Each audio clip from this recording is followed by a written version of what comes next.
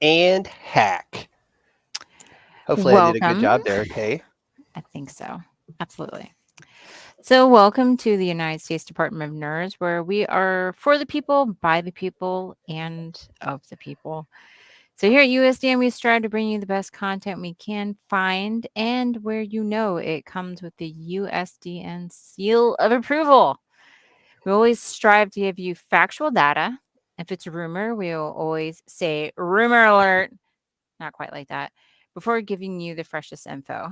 However, once those rumors are proven true or false, you can bet your money here at USDN will be slamming the stamp down and giving it the USDN seal of approval. Enjoy.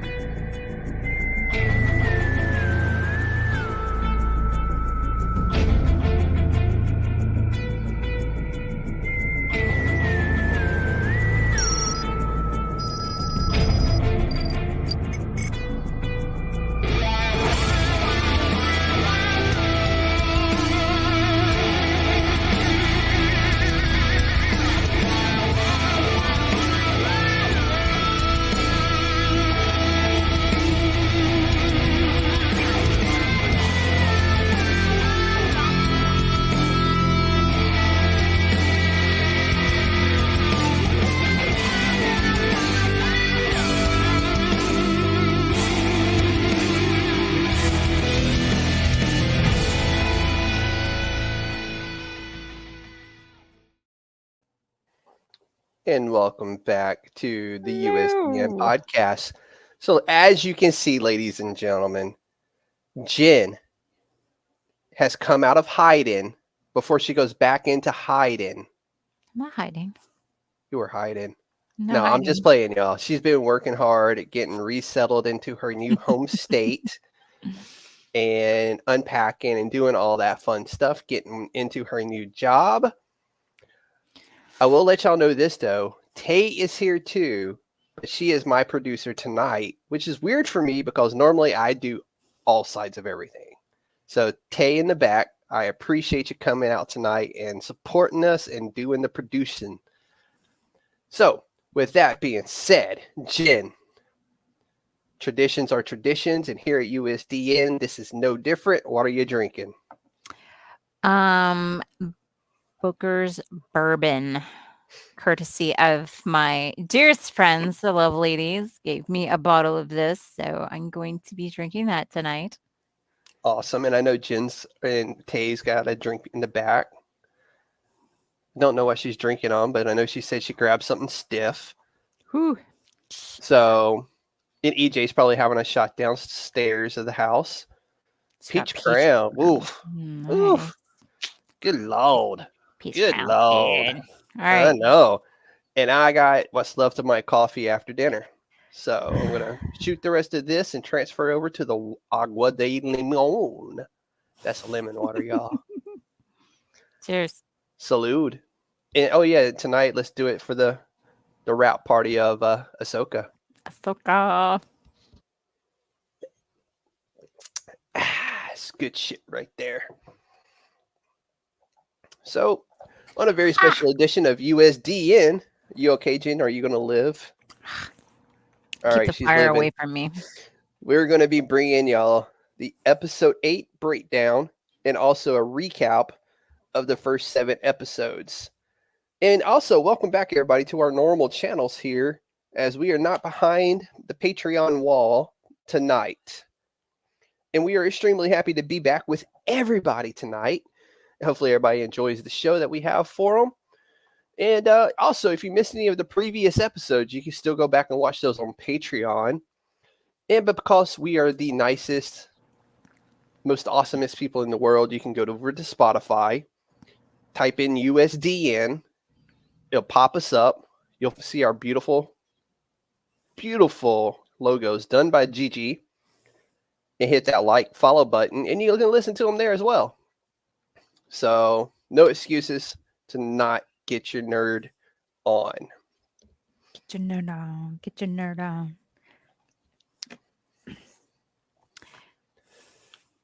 Yes, Tay, Spotify, Apple Podcasts, and wherever you may get your podcasts from.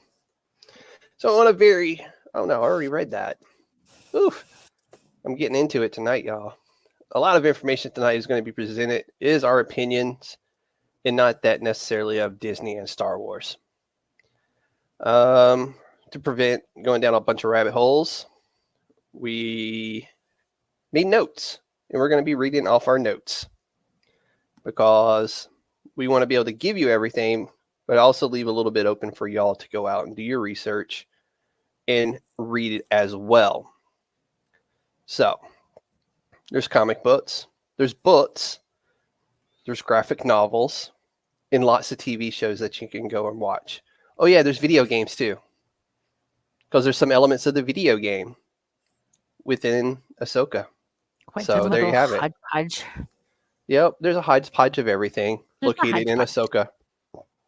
So, with that being said, the backstory of Ahsoka is after the fall of the Galactic Empire, former Jedi Knight Ahsoka Tano investigates an emerging threat to a vulnerable galaxy. Ugh, that's a mouthful.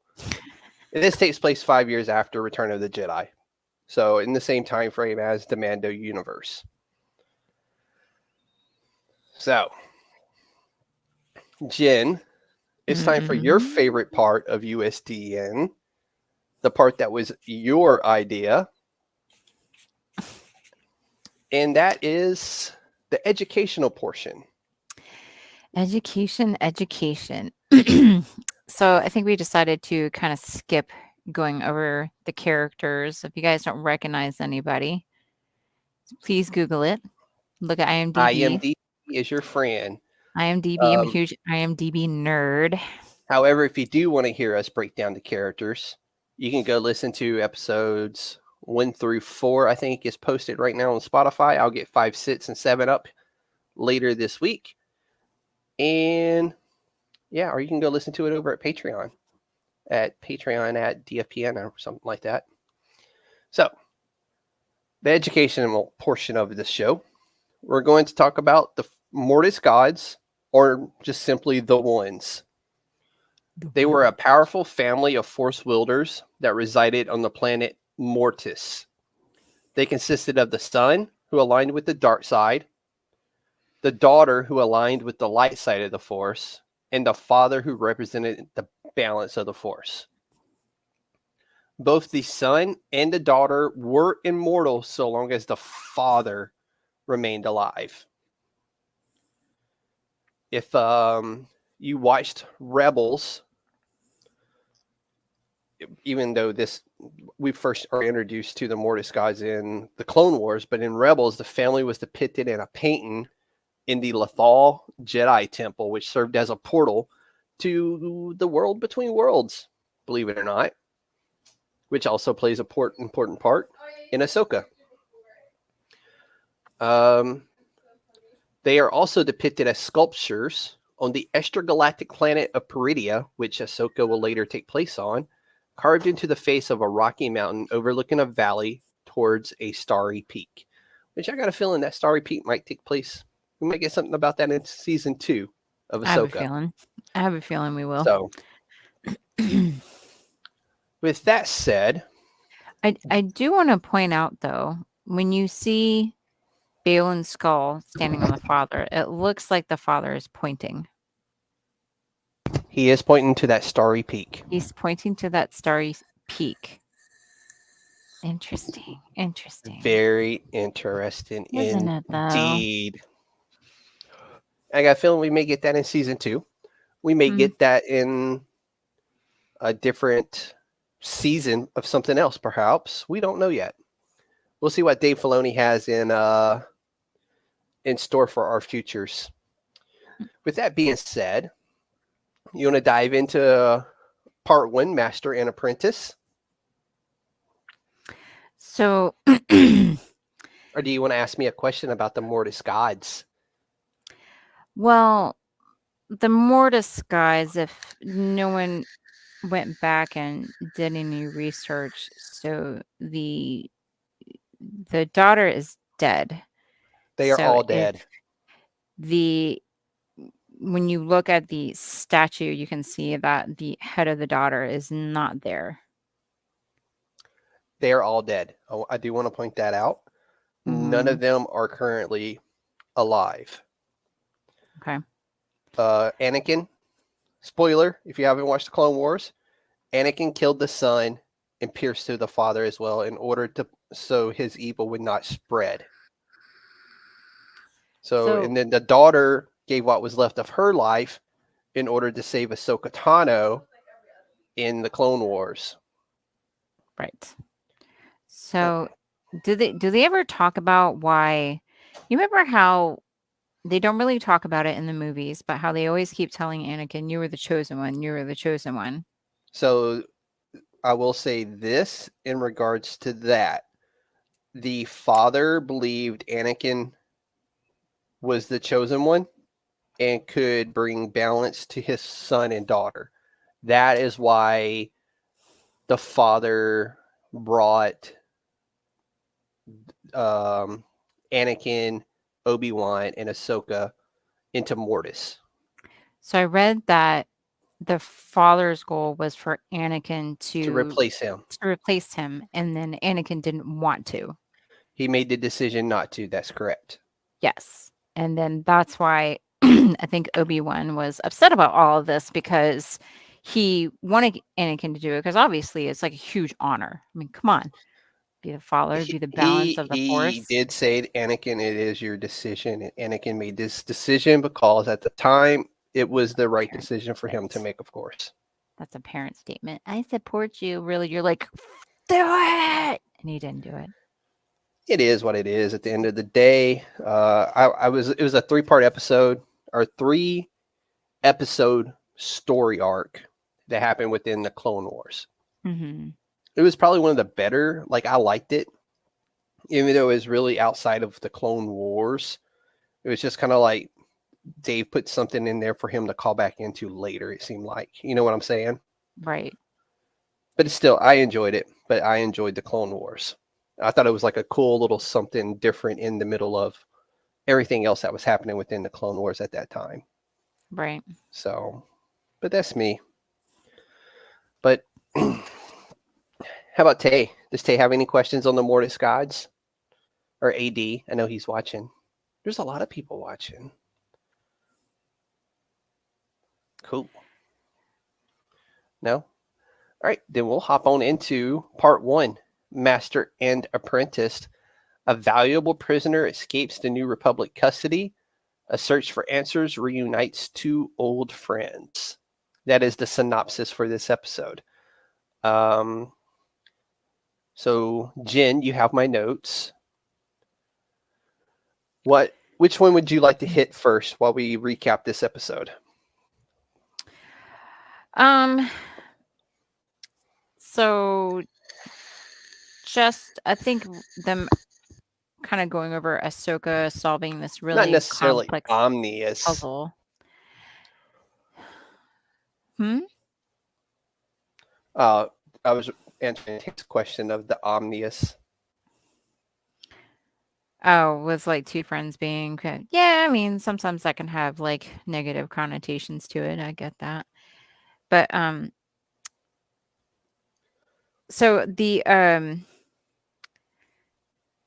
secret chamber that Ahsoka goes into and completes this like complicated puzzle, and then we find out later it's a map Yep, of another galaxy, which is supposedly where, Thrawn was, which we didn't know it at the time. that's correct. That was interesting, kind of showing that, she's smart. It's also a Um, callback to the video games, mhm, which I thought was kind of cool because all the video games had some type of puzzle like that. Well, not all of them, but the ones surrounding Cal Kestis, and she is very hella badass. right. And the only times we had really seen Ahsoka was in the parts of Boba Fett. Boba Fett, Mando, Yeah, and a little bit in and the Mandalorian too, yep, which was kind of cool to see her fighting because I am a fan of Rosario Dawson. Oh, I'm a She's huge fan. Going back freaking to Clerks. great. Yeah, like I thought it was great seeing her. Like you can definitely tell that she trained. Like she took this job seriously. She didn't Yep. just, just have like, I'll do the acting and you just do like, the flippy stuff and the fighting stuff. Yeah. Like you can tell Like like she actually trained to do it. Pedro Pascal's time for you to step your game up, bud. Yeah. Well, he gave us Mandalorian and now he's doing shit, So what's this other show? Pedro Fuck. Pascal only loaned the voice. Technically. When Mm, the helmet and was the on, it second was normally somebody else. and the second season. Second Yes. season. Yeah, in the second season. The first season was him. But yeah, still, I'll take Oh, Pedro Pascal any day. That's my homie. there's a lot of ladies I agree with you. And I don't mean it in a that connotation. You dropped that. I'd put that rug out for you to walk on. Hey, thanks, Jen. No problem. Thanks. Anyhow. So, anyways, so one of my favorite ones from this is when during the escape led by Balin, that ship is Home One, which was Admiral Akbar's command ship from Return of the Jedi. The trap. Yep. And the hallway fight scene in that episode is a homage to Rogue One, a Star Wars story. So I always thought that was kind of cool. We also find out in this episode that Morgan Elsbeth, who was captured in Ahsoka season, I'm not Ahsoka, but Mandalorian season 2, is a Night Sister from Dathomir. And her mission is to find Grand Admiral Thrawn. So there's a lot of cool things in here. We find out that Ahsoka's ship is called the Fulcrum, which Ahsoka created Fulcrum, which is a undercover secret agent type of deal within the Rebels. They're like the Uber, like CIA types of the Rebels. And one of the more famous one of those is Cassian Andor from Andor, the TV show. Mm-hmm. Yes, Morgan Elsbeth is the lady on the bad side. She is a Night Sister. She looks like Cherry O'Terry. Cherry O'Terry. Yes, now I can't unsee that. But I will You're say welcome. this. She is the goddaughter of Bruce Lee. Her dad trained with Bruce Lee. It was also a stunt double for Bruce Lee. So that is pretty freaking cool. That's pretty cool.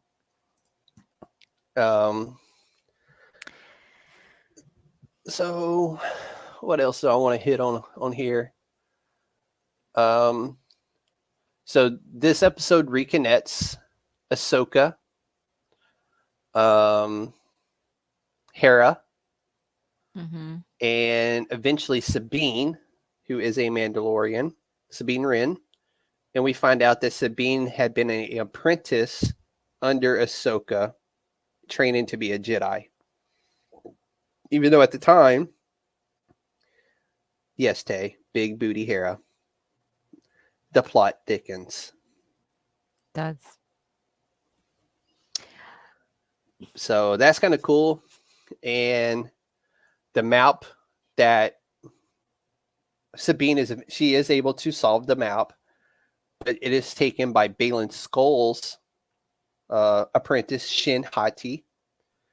And we see, of course, Sabine get stabby with the lightsaber, and everybody was mad. Did anybody else think Shen was cross-eyed at times? Kind of drove me nuts. No, I didn't really look at her that close, at least her I face. did. Oh, I did. When I looked at her, sometimes she kind of like looked at her master like this, and I was like, Now, she did cross-eye cross-eyed? Balin a Girl. few times. Like, I don't know if that was like her intentionally, like kind of questioning. Like, girl, I'm sorry. I hope if you watch this, like, I mean no offense. I feel bad. I don't want to make people feel bad, but sometimes like like they would pan to her and she would like look at. Yeah. Okay. Yeah. No, I can see that. Yeah. Okay. Yeah. Damn it. Now I'll never unsee that. It's okay. I'm here. I'm always here for you. Kelvin in the comments, Hera, aka Becky with the green hair. Love it. Yes. Yes, indeed, my friend. What the Dark Sisters though, they don't just primarily use the Force. Wasn't there something No. about when they were in Perida, Um. they also use like the like energy of the planet? Do you So remember me talk about something like that Dathomir, once? Dathomir is covered in the Force. Is strong in the Force. They derive their power from the dark side. Yeah, However, but I didn't they think Perida themselves, is anywhere near Dathomir. And Peridia, no. Dathomir. So Yeah, that's what I we're mean. getting Don't they pull that ahead energy of from Perida too? ourselves. Peridia, yes. Yeah, We're just slightly ahead of ourselves on that. Let's wait till it we popped actually into land my in head. Peridia. When we're in Peridia, we'll discuss that. But right now, we're not in Peridia. Right now, we're still on Lethal. Um, but yes, the Night Sisters actually have to steal the Force. Mm-hmm. So, in order to use the Force, They're Force thieves. and there's an Nobody likes a episode Force of thief. I think Clone Wars that depicts how they get their Force Like, ha, got your abilities. Force. Well, Force they thief. literally pull it from Jedi or That's Sith. rude. They will like pull it out of their body. That's rude. Yep. That's gross. Oh, that's one of the best scenes in that entire Ugh. movie. Ugh. Rogue One is such a good movie. Ugh. Okay. You good? You didn't like Rogue One? No, pulling the Force out of the Sith, I'm like, ugh. Oh yeah. But that's how they got it. Like they would literally held a like a witch ceremony where they tied them. The moon had to be right. All these planets had to align, Of course. and then they would literally extract the Force out of a living being. So yeah, let's see here. I think that's good. Actually, no, we can hit the fact that Jason Syndulla, the son from Kanan Jarrus and Hera, did make an appearance in this episode. Um, Mm-hmm. with Hera being a Twi'lek, she is one of the few alien species that can actually interbreed with the human species. Hence, how we have Jason Syndulla, which Jason is a callback to, I believe, Han and Leia's children in the book. Right. Their oldest son was named Mm-hmm. Jason. So that was kind of cool that they did that. And Yeah. the reason why Jason Syndulla looks the way he does, only the tops of his ears and his hair have that green tint to them, like his mother. So there's that. At least he's got a little green in there. Yeah, that's how it works. I don't. Hey, Kanan, he had good taste, is all I'm saying. Yes, they have other kids beside Ben Solo, aka whatever, Ren. Yeah. The Kylo. movies are not the most accurate to the extended universe and the Disney universe. It's all interwoven. Yeah. J.J. Abrams missed a few. Yeah, there's a big rabbit hole there that we can dive into. And we would be setting Rob on fire right now if he was here with us. So let's not do that. Yeah, Kylo. That's his name. Kylo Ren. Kylo. Yeah. So let's jump down to part 2. How about it? Toil and Trouble. In this episode, we see Ahsoka and General Hera Syndulla. She is a general within the Republic military. Travel to the New Republic shipyards and make an unexpected discovery. And what do you think that discovery was?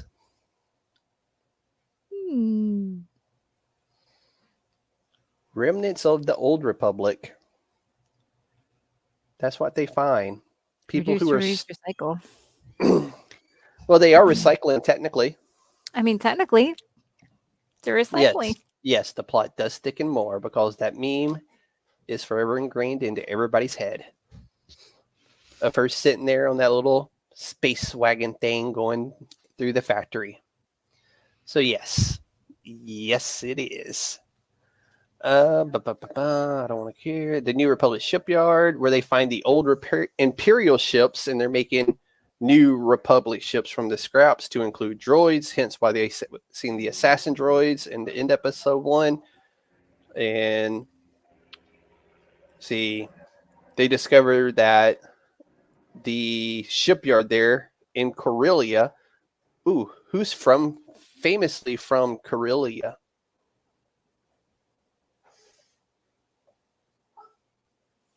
Come on. He made that jump in 12 parsecs in the Millennium Falcon. Nobody knows. Han.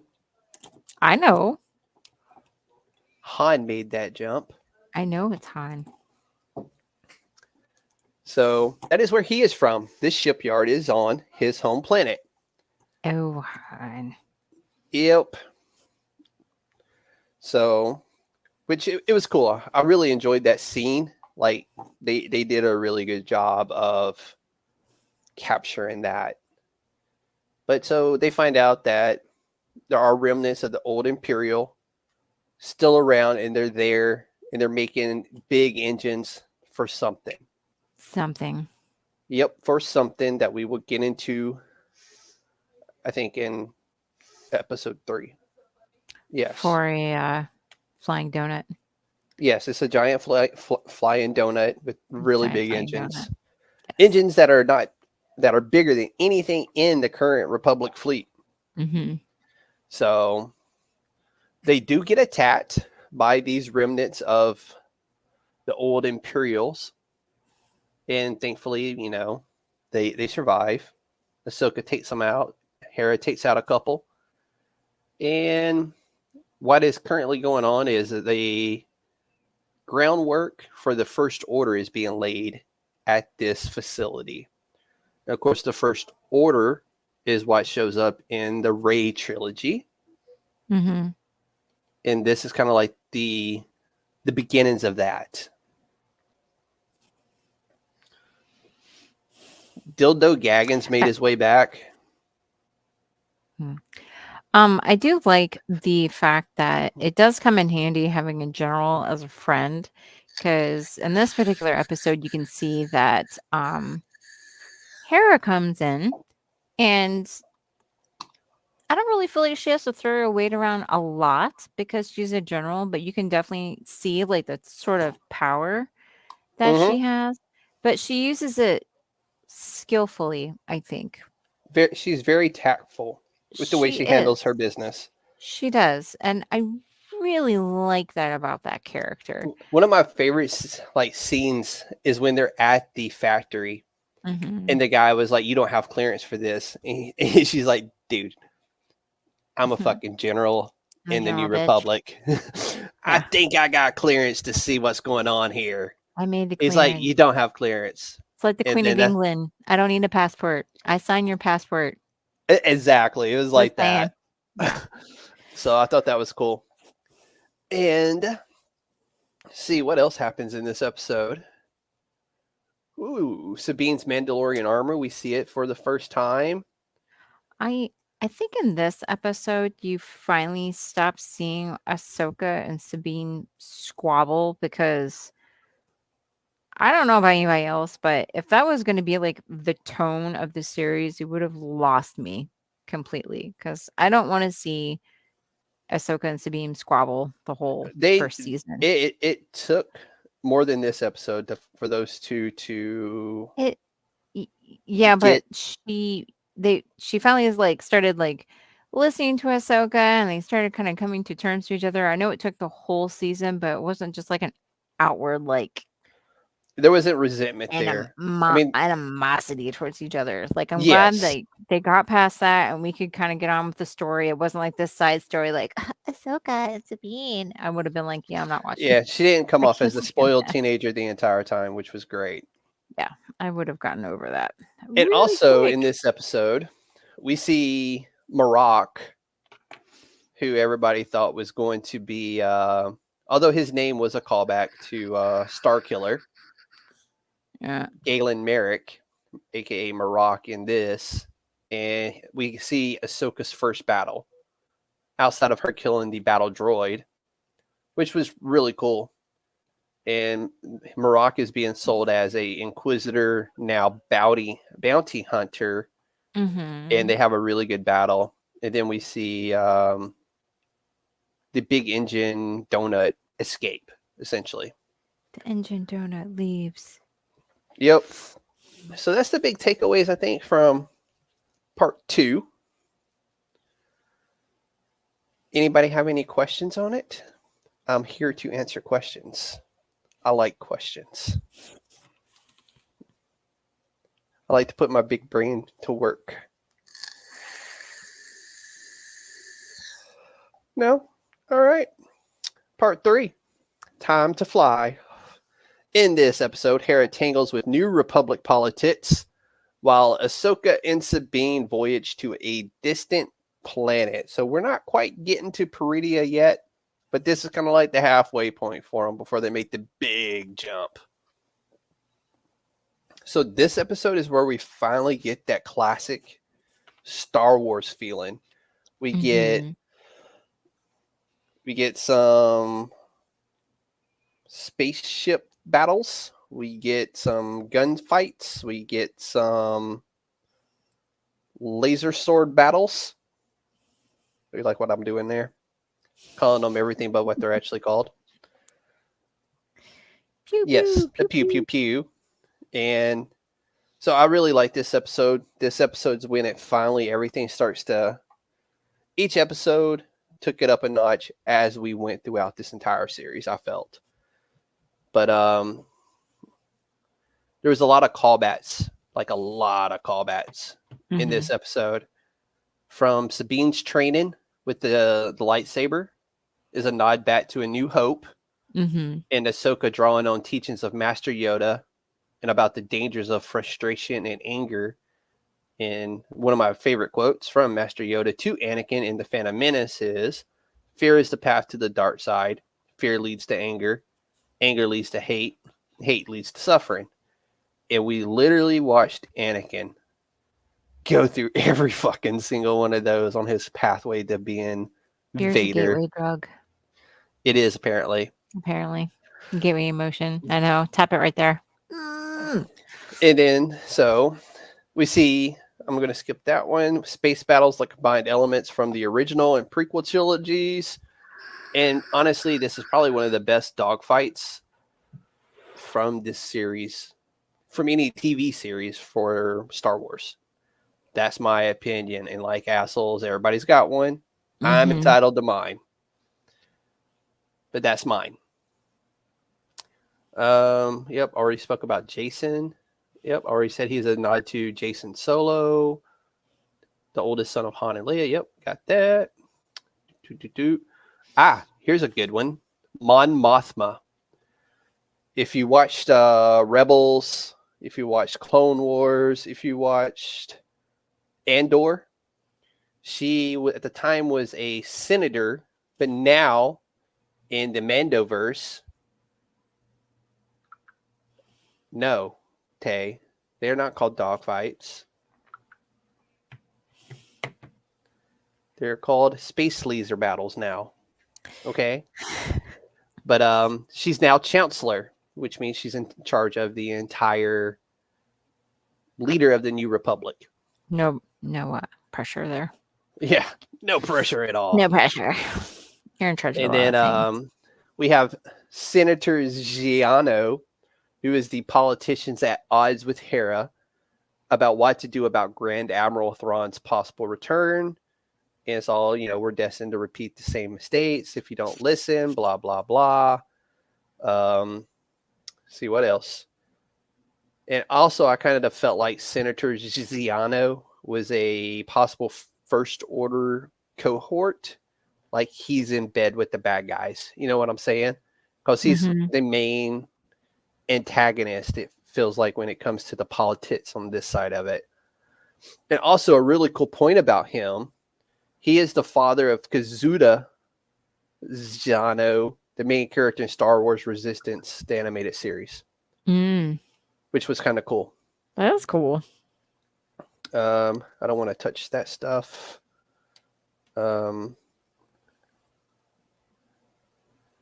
No, I don't want to touch that. We see. Here we go. The EVA suits that she wore in this episode, her spacesuit, the Mhm. cool blue boots. So they were specifically designed for Ahsoka's the TV series, and we see her do something very similar to what she did in this episode with the cool little spacewalking lasers, like and dodging them and reflecting them with her lightsabers. She did something very similar to that in the Clone Wars. And the suit, the EVA suits, are a nod to Doctor Who, the spacesuit, the orange spacesuits in Doctor Who. Mhm. So something for Okay. Tay in the back there. It's what blows me away. The first time she walked out into like the wing of her ship, and she's just like, "I'm just gonna fight these bitches in the wing," and then she pulls out her dueling lightsabers and it's just like pew pew pew pew. I'm like, she's crazy. My God, look at this woman. She's out there on the wing of her ship, like blocking lasers and everything, and I'm Yep, like, is this really happening? Like, damn, Ahsoka, damn. that was cool. Like Oh Brittany yeah. with knives. No, Yes. no, Only she didn't wear a bikini. no, And oh, by the no. way, those knives were fake. They were bought at a prop shop, okay? According to Brittany. She Some was Brittany copying bitch. Shakira. Yeah, she was. She even said that. She even said, like, one of my favorite artists is Shakira, and I was just imitating her. I follow her on the gram, okay? For reasons. Mm. Who, Shakira Uh, or Brittany? both? Come on. You don't? No. I'm openly judging you right now. Just so you know. And this is different from any other day of the week, Jen. It's not. Okay, back to what we're doing. We also see A-Wing fighters, which were the original Blue Squadron, fly alongside Hera's New Republic fleet. These Mm-hmm. first appeared in Return of the Jedi against the Battle of Endor, which is pretty cool too. You have to follow both. Thank you, Kelvin, for having my back on this. Shh, Calvin. Shh. Cake You day do all not. day. You Cake do day not. all day. Oh my gosh. All right, so that's all I got on part 3. Does anybody else out there watching have anything on part 3 they would like to ask? Now is the What time about to the do so. Purgles? We're not gonna talk Oh, about the Purgles? yeah, let's talk about Purgles. So Purgles are whale squid creatures that can travel through space at light speed. And they can travel to distant star systems or galaxies. And these are the reason why Ezra and Thrawn are currently missing, because Ezra used Purgles at the Battle of Lothal to take himself and Thrawn to a galaxy far, far, far, far away. Far, Did I far. mention it was far, far, far, far away? How far? Far, far, far, Oh, far. okay. Yeah, Okay, far, far. very far. That's a lot of fars. There's a lot of fars. So, yeah. Hold on, turn to a fart. We're good. Oh, no, no, no. Let's not do that. I don't trust those anyway. Never trust a far. Never. Never. Kill you Never. with streak. Mm-hmm. Lead the turtle heads. We'll talk about turtles later. Turtle, turtle. All right. So let's hit part 4. You want to hit part 4 where we talk about a fallen Jedi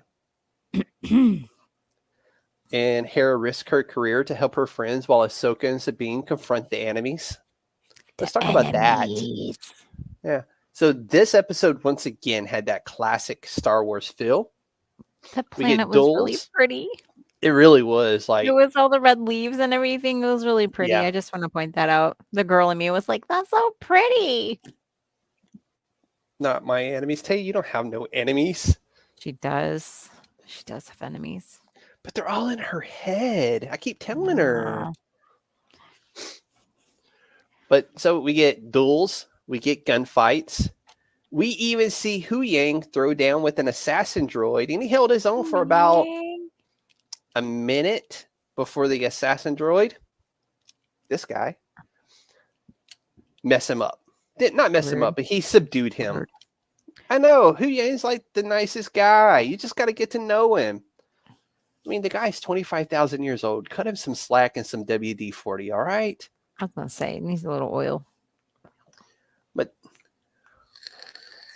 so in this one, Hera goes rogue, disobeying orders, and hopping into the ghost, which is very Hera thing to do.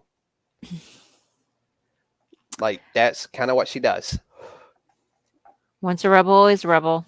Yep. And what was cool is when she goes into the ghost to fly out to her friends, there is, if you pause it just right, there is a picture of Kanan Jarrus, her lover, on the dashboard of the ghost, Her which is boo-boo. cool. Her boo, her Her baby boo. daddy, the guy who saved her life, knowing she was pregnant at the time. Can we just give a shout out to the Force that right before he died Gave him his gave eyes him back. his sight back Yeah. so he could see Hera? Can we give a shout? Get this man. Let me tell you, he went down in a blaze of glory.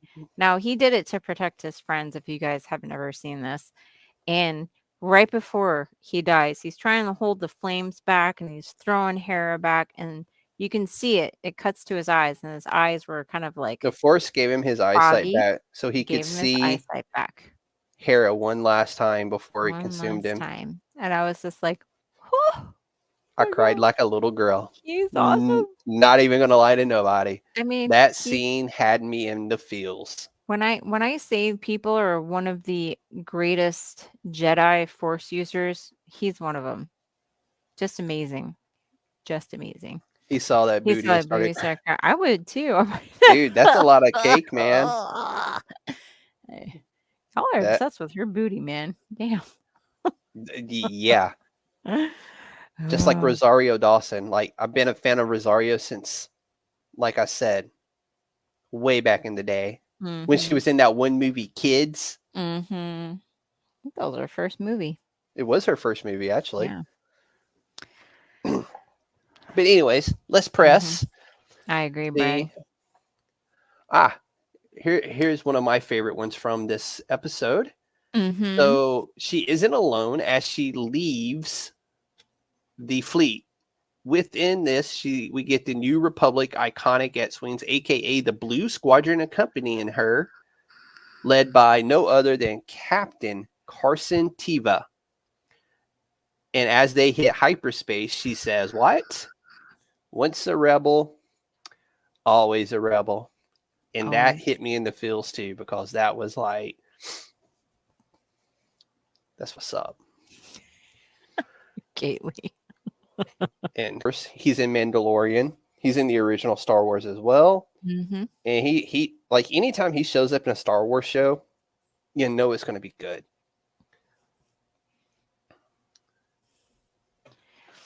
As our who looks like me with the beard? Captain Carson Teva? No, he don't. He's Korean. I'm American. What are you on about in the back there, Tay? Come on. All right, anyways.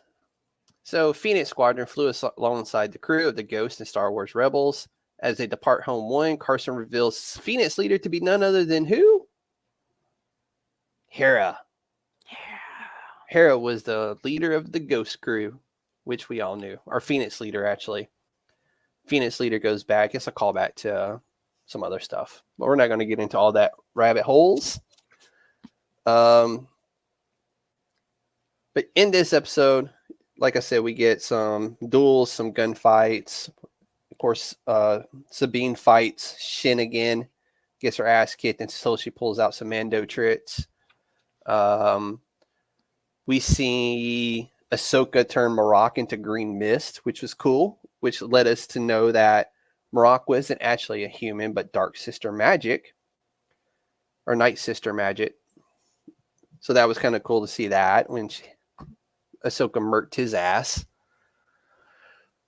And also that battle, that duel between Ahsoka and Marok ends the same way as Obi-Wan versus Maul in the Rebels episode called Twin Sons. which is really cool. So lots of callbacks throughout this entire series to all the different Star Wars. See. So at this time, the what's it called? What's the name of that ship? Damn, I'm brain farting. The donut is calculating to jump into hyperspace. We'll call it the fucking donut because I can't think of the fucking name of it right now. The Eye of Sion. Shit. For the love of me, I couldn't think of that. Damn. The Eye of Sauron? Yeah. I think I'm being charged $1 every time I say a 4-letter word. Yeah. So anyways, they're trying to do the calculations to make the jump into hyperspace, which is what the map is for. That's the whole reason they're on the planet. Thanks, Kelvin. And so a battle takes place, and we see Ahsoka fighting Balin for the first time. And Balin gives her the fucking dirt, man. Like, he whooped that ass for her. It's true. And I got to check in with our special guest to see if he's going to be able to make it while we continue talking about this. But. And then the best part. What's the best part? You're getting to the best part. Keep going. Am I getting to the best part? I'm about to squeal like a little girl. Keep going to the best part. Best part of the whole fucking series. Get to the best part. Are you talking about when Shin force chokes? No. Sabine? Or when Balin throws Ahsoka off the fucking mountain? Keep going. When they get the calculations and race to the ship? Nope. Keep going. I mean, they do, like, Balin uses the force thingy on Sabine to mind trick her into going with them and to giving them back the map. They finish the calculations. Once the calculations are set, they get to the ship and they race up to the Eye of Sion. The Eye of Sauron. Yes. And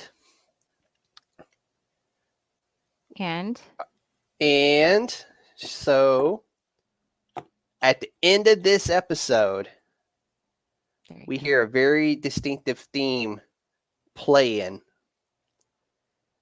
And it is none other than Darth Vader's theme. Yes! But, so... Hayden Christensen! Sorry. You okay? I think the special guest is ready. Oh, hang on. Okay.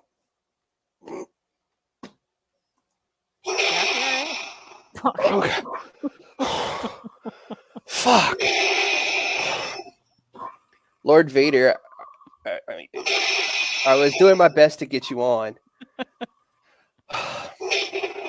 It was foretold I would be here. Ladies and gentlemen, our special guest tonight is none other than Ahsoka's master, the Dark Lord himself, Darth Vader. Ladies and gentlemen, everybody, I need you to put your hands together, give thanks to the Dark Lord so he doesn't choke me again, and welcome him to USDN, please. Thank you. I find your lack of faith disturbed. I was doing what I could for you, Dark Lord. So, Darth Vader, while you're here, would you like to talk about episode 5 and what happened there with Ahsoka and you kind of having to, teach her a lesson and get her on the right path again? I will say this. Anakin Skywalker was weak. I destroyed it. But then I came back because Ahsoka was about to be destroyed. I gave her a simple choice: live or die.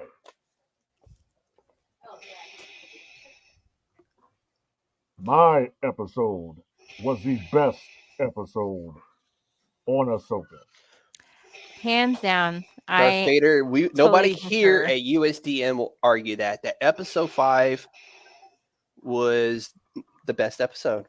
Absolutely, hands Are down. you saying that the Emperor will show you mercy? Lord Vader, I appreciate your mercy. So while I have you here, Darth Vader, were you proud to see Ahsoka make the correct decisions and go down the path that you picked out for her? I felt a lot of anger from Ahsoka. I mean, to question the choices that I made as Anakin Skywalker. How dare she? I was not It's very impressed. foolish of her. Very I was foolish. not impressed with Ahsoka Tano. No, I was not. Ahsoka made the wrong choice. Ahsoka should have learned what it's like to feel the true power of the dark side. She chose to live. She chose the Jedi way. And she will pay for it. Lord Vader, if I may, there is an individual in chat currently saying that he wants to tell you that you were not the best Jedi ever. I, for one, disagree with him. I will agree that Anakin Skywalker was weak. I, Lord Vader, Dark Lord of the Sith, am the number one Jedi.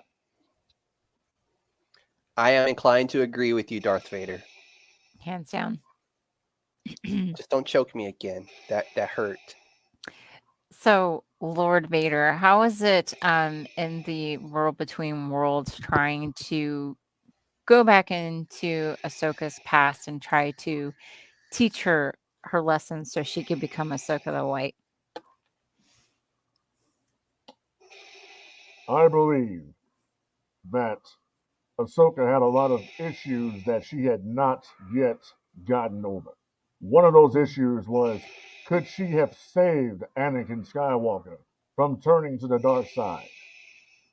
Was she responsible for what happened to the clone troopers? Those were things that she needed to work out, and she worked those things out. Mm-hmm. But how dare she blame me for what happened to Anakin Skywalker? It was Padme who made the choice to sleep with Obi-Wan. It was What? Padme who turned her back on me. Oh shit. Lord You Vader, do remember I in was not aware Revenge of of the those. Sith. You do remember in Revenge of the Sith, Yes, as Anakin yes, yes. Skywalker was sitting on the couch, he says, "Was Obi-Wan here?" Yes, he was here. After he got done banging her. That's revelations to us, Lord Vader. That is definitely a Absolutely. revelation to us. Because I thought y'all were exclusive. I thought Padme and you. I mean, you exchanged droids. I mean, That was a Padme, I heavy know thing. Sand is coarse and all, but I'm pretty sure you laid the foundation for Luke and Leia out there in that field. I have no idea if those children are mine or not. They look like you. I mean, they do. A little bit. Just don't choke me. But no, the world between worlds, excellent. The entire episode of the flashback, the live action Clone Wars, excellent. I give Dave Filoni props for that. Other than that, you suck. Lord Vader, I got to ask you though, all the fans really enjoyed seeing the live action Captain Rex. How did it feel for you seeing Captain Rex one more time as Anakin?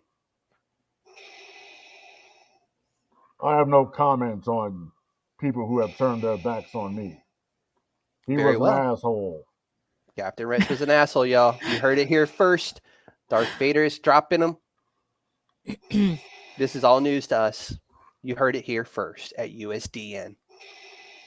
Would you like for them to actually make a live action Clone Wars? Because I know that's something that a lot of the fans have asked for. I know they didn't quite show a lot in Ahsoka's flashbacks, but I think there's something maybe people would like to see this doesn't quite show it all in the Clone Wars series.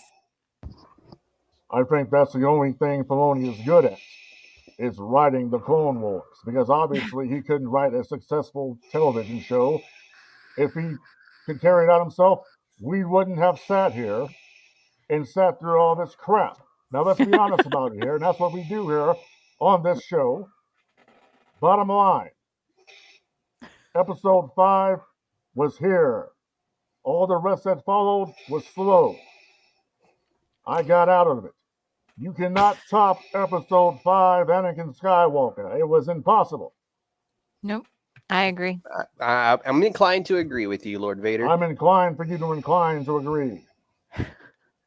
I will agree to agree with you, Lord Vader. I think the image of you as Anakin and then there's flashes of Vader in the mist is probably going to go down, in my opinion, of one of like the greatest scenes in cinematic history, in my opinion. Like I absolutely I watch it all the time and I still get chills watching it. I think it's just amazing. What you don't know about that scene was I requested to wear my lovely suit, and they told me that due to the budget constraints currently at Disney, that I could not wear the suit. Oh, I think that's bullshit. That's terrible. I'm sorry. Yeah. It broke my heart now to appear in my suit, but just appear in flashes. How dare they disrespect the Dark Lord of the Sith? Well, maybe the set was hot. They didn't want you to overheat. Just like I mean, I think your right suit now. has AC, correct? I hope I'm so. still suffering from the burns when that coward Obi-Wan left me to die. He did do that, didn't he? Bastard. I mean, you'll be How happy come to no know one he's talks no about- longer with us. How come no one talks about my show from last summer, Obi-Wan Kenobi? They wanted, I know why they don't talk about it, because they have some bitch named Reva trying to take my glory. I'm inclined to say that you took care of Reva. You bested her, and you destroyed her. In a glorious way, I might add. I knew she was a youngling. She was a youngling that got away from you. She got away, and then I took care of her, because the Grand Inquisitor meant nothing. You did kill about 90% of the Grand Inquisitors yourself. I did. Now I must tell you, United States Department of Nerds, it is very hot. It is very hot in this fucking suit, so I'm going to check out if there's no other questions for Lord Vader. Please, Lord Vader, retire to your back to tank, and by all means, stop by USDN anytime. It's a very open door for you, Lord Vader. Well, I appreciate that. And Thank you, Lord don't Vader. forget to basically believe in yourself and believe in the dark side of the Force. Thank you. They have cookies. Vader, before we let you go, can we get you to say, like, subscribe, and follow USDN? Like, subscribe, and follow the USDN and the DFPN. Our Emperor Kelvin will take care of you personally. Lord Vader, thank you for your time. And we, like I said, you're welcome here at USDN anytime you want to stop by. Thank you very much. And don't forget to listen to the No Gimmicks podcast on the DFPN. There you have it, folks. Lord Vader. I told y'all I had a very special guest. He didn't have to fucking choke me. That kind of hurt. It's okay. But at the same time, Lord Vader came to visit USDN. And y'all thought I was joking about having a very special guest related to the season. Hello. I don't put out bullshit. I bring the realness. I mean, the choke was unnecessary, but still. Well, he has to have a grand entrance. I guess he did have to make a grand entrance, but at my expense, God, So probably I shouldn't have wore the do Rebels T-shirt. I probably should have worn my Lord Vader T-shirt. Maybe that probably would have been should have. better. I Yeah, was wearing black, so I was safe. it might have been what it was.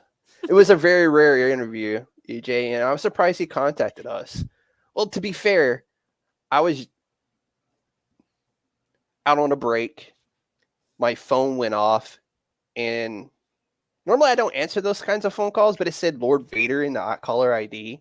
So I answered. He's like, "Is this the USDN Jeffy Jeff?" I'm like, "Hey, yeah, that's me." He's like, "Are you the producer of USDN?" I'm like, "Yeah, that's me. That's me." He's like, "I will make an appearance on your show later. Message me at this number." Okay, cool, dude. Hey, yeah. And then he force choked me through the phone earlier too.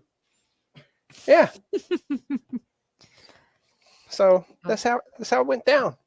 Kind of. Yeah, So Ghost Vader. Yeah, he choked I me twice. I did mean what I said about this episode. Just having Anakin Skywalker slash Lord Vader in this episode was just absolutely amazing.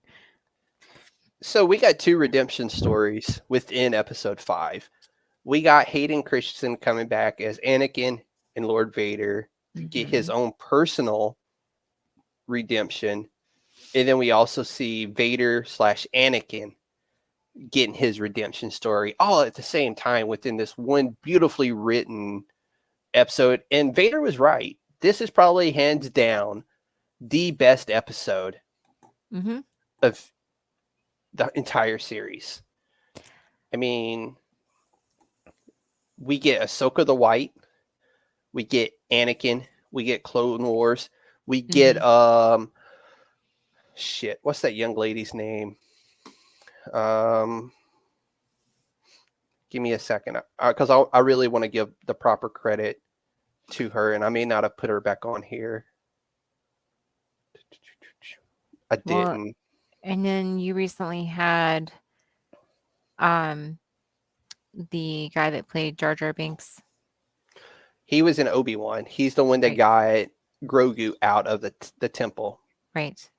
So I kind of like what Star Wars is doing as far as like giving people redemption because Hayden Christensen caught a lot of flack back in the day when that Star Wars trilogy came out, and unfortunately, and so did that gentleman that played Jar Jar Binks. I mean, that poor guy like contemplated suicide, and that's terrible. But I'm glad that he got his So redemption. I'm sorry. I really had to do this. Ariana Greenblatt played a young Ahsoka Tano in the Clone Wars flashbacks. She's also played Hmm. what's her name from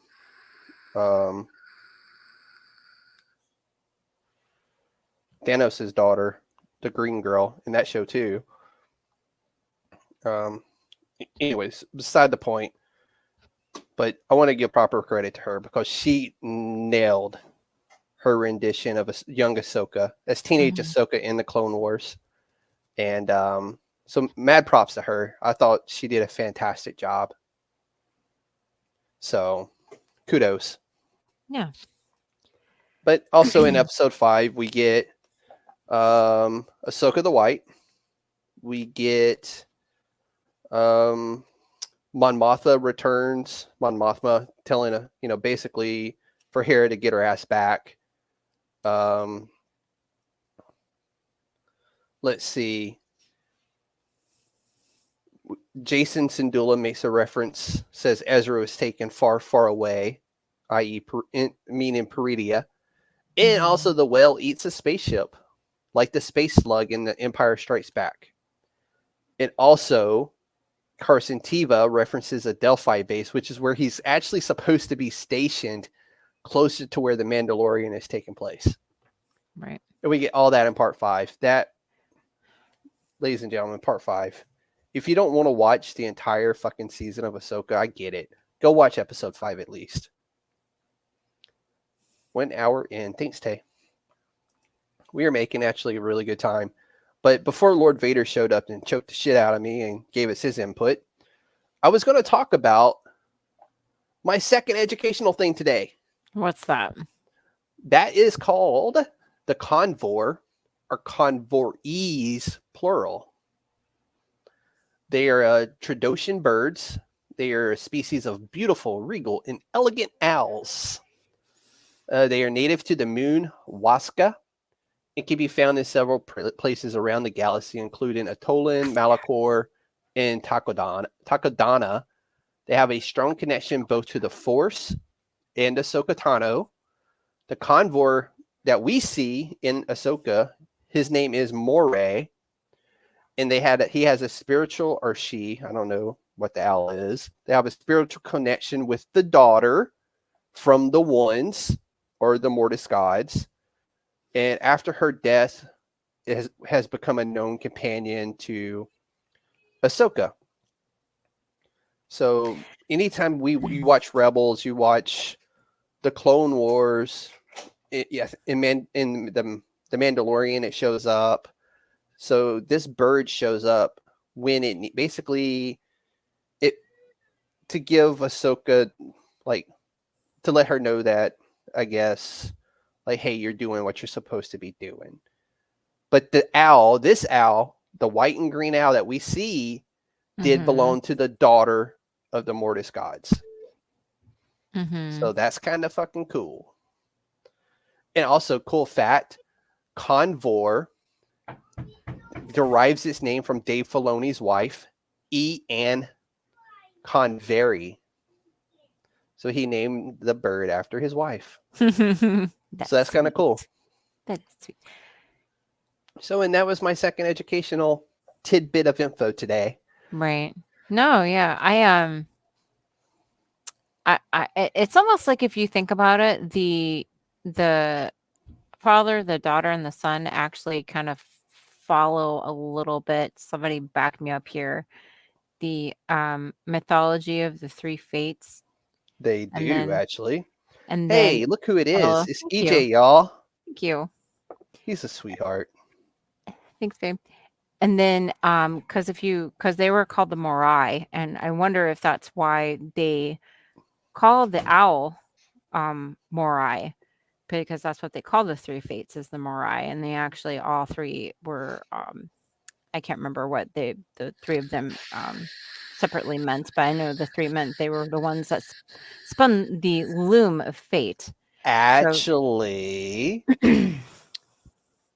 yeah, we can actually jump into this now, because that's actually the three witches of Dathomir that we see on Peridia. They are the reference to the three fates from Greek mythology. Fates. Yep. But hey, part 6 called Far, Far Away.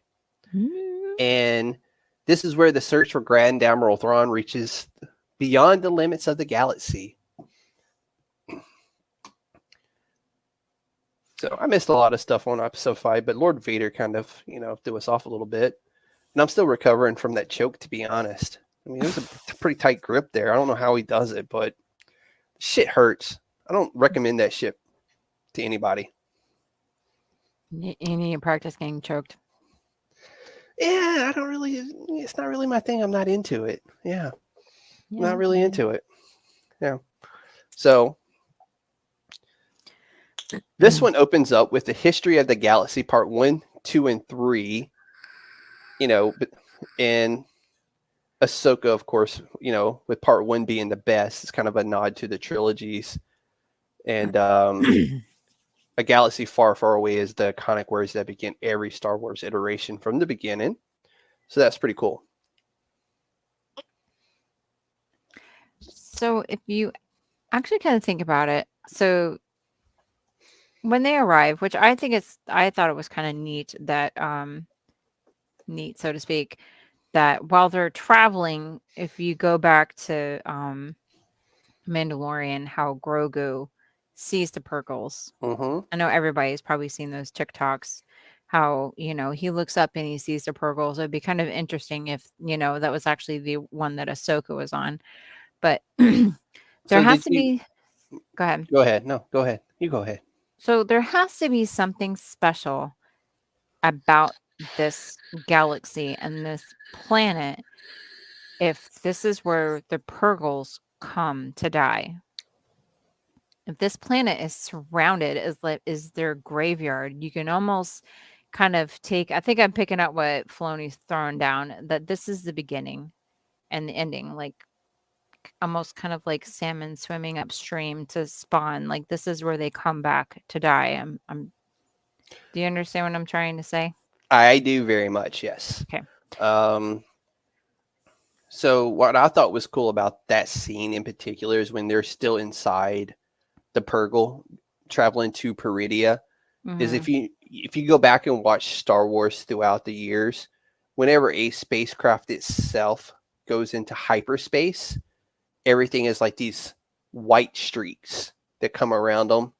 However, from the Purgles, when they travel through hyperspace, you got this real beautiful rainbow streaks that were curving and flowing around them. So I So, thought that was really cool because it's two different types of travel here. Purgles can do it naturally. well, I think they do it through the Force. Well, they actually do it through a gas that they consume that allows them to do it. It's like a fart, And basically, yeah, I mean, a belch. it's actually a particular type of gas that they Just consume kidding. that Right. allows them to travel this way. But I kind of feel like it's Ahsoka going back to the beginning, literally. Yeah, I mean, we don't know yet. We don't know what the setup for Peridia actually. No, they do actually. They consume gas. I have it in my notes somewhere. I don't It's remember jet fuel. where, Jet but fuel. it's basically their jet fuel. It's what It's jet fuel. allows them That's jet fuel. That's pretty interesting, though. to travel through hyperspace.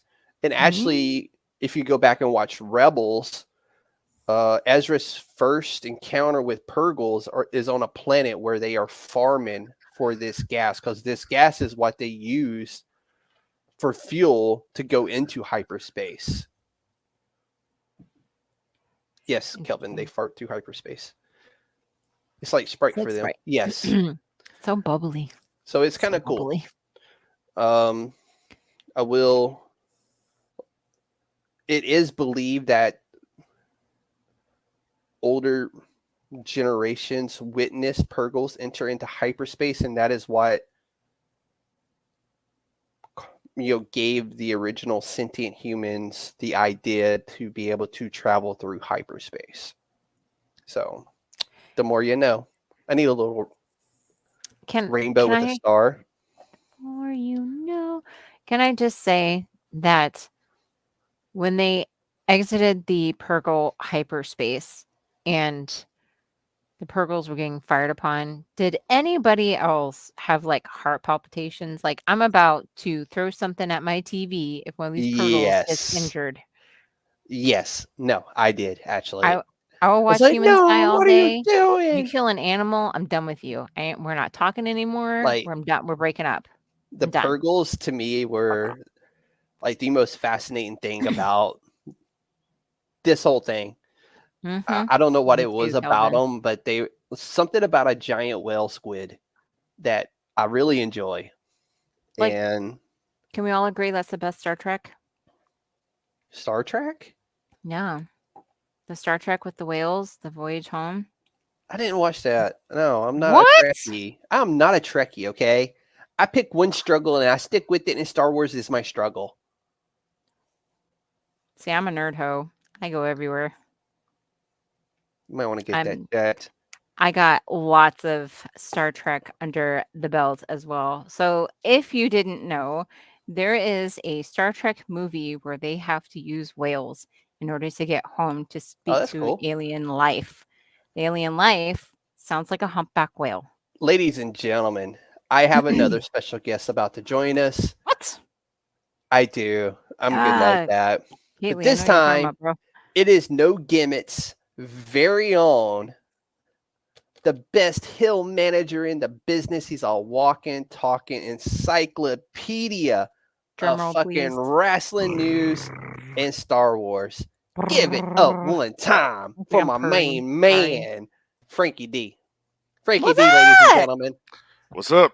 looking like Macho Man Randy Savage. Welcome. Thank you.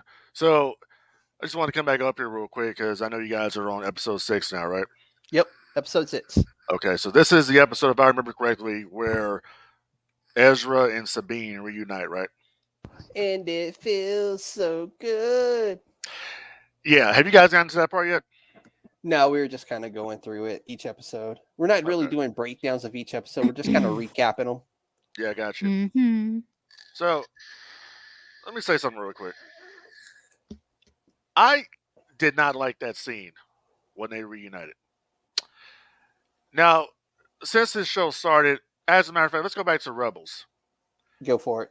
The entire point of it was Ezra and Thrawn, the Purgles take them in hyperspace, they disappear. The entire show is basically we want to know where Ezra went, we want to find him, right? Sabine Yep. is, she's going through the motions, we got to find Ezra, right? So why is it that when you finally find a guy, there's really no emotion there? There's like It was very There's- anticlimactic. Exactly. It really I get what was. you're saying. It was Yeah. just kind of like, oh, there you are. right. It's like Hey. he's just standing there in the trailer park and The turtle trailer park, The okay? turtle trailer park. whatever it is. They're like hermit crabs. They were Yeah, I awesome. They mean- were like little Koopas. I mean, they were cool. Don't get me wrong.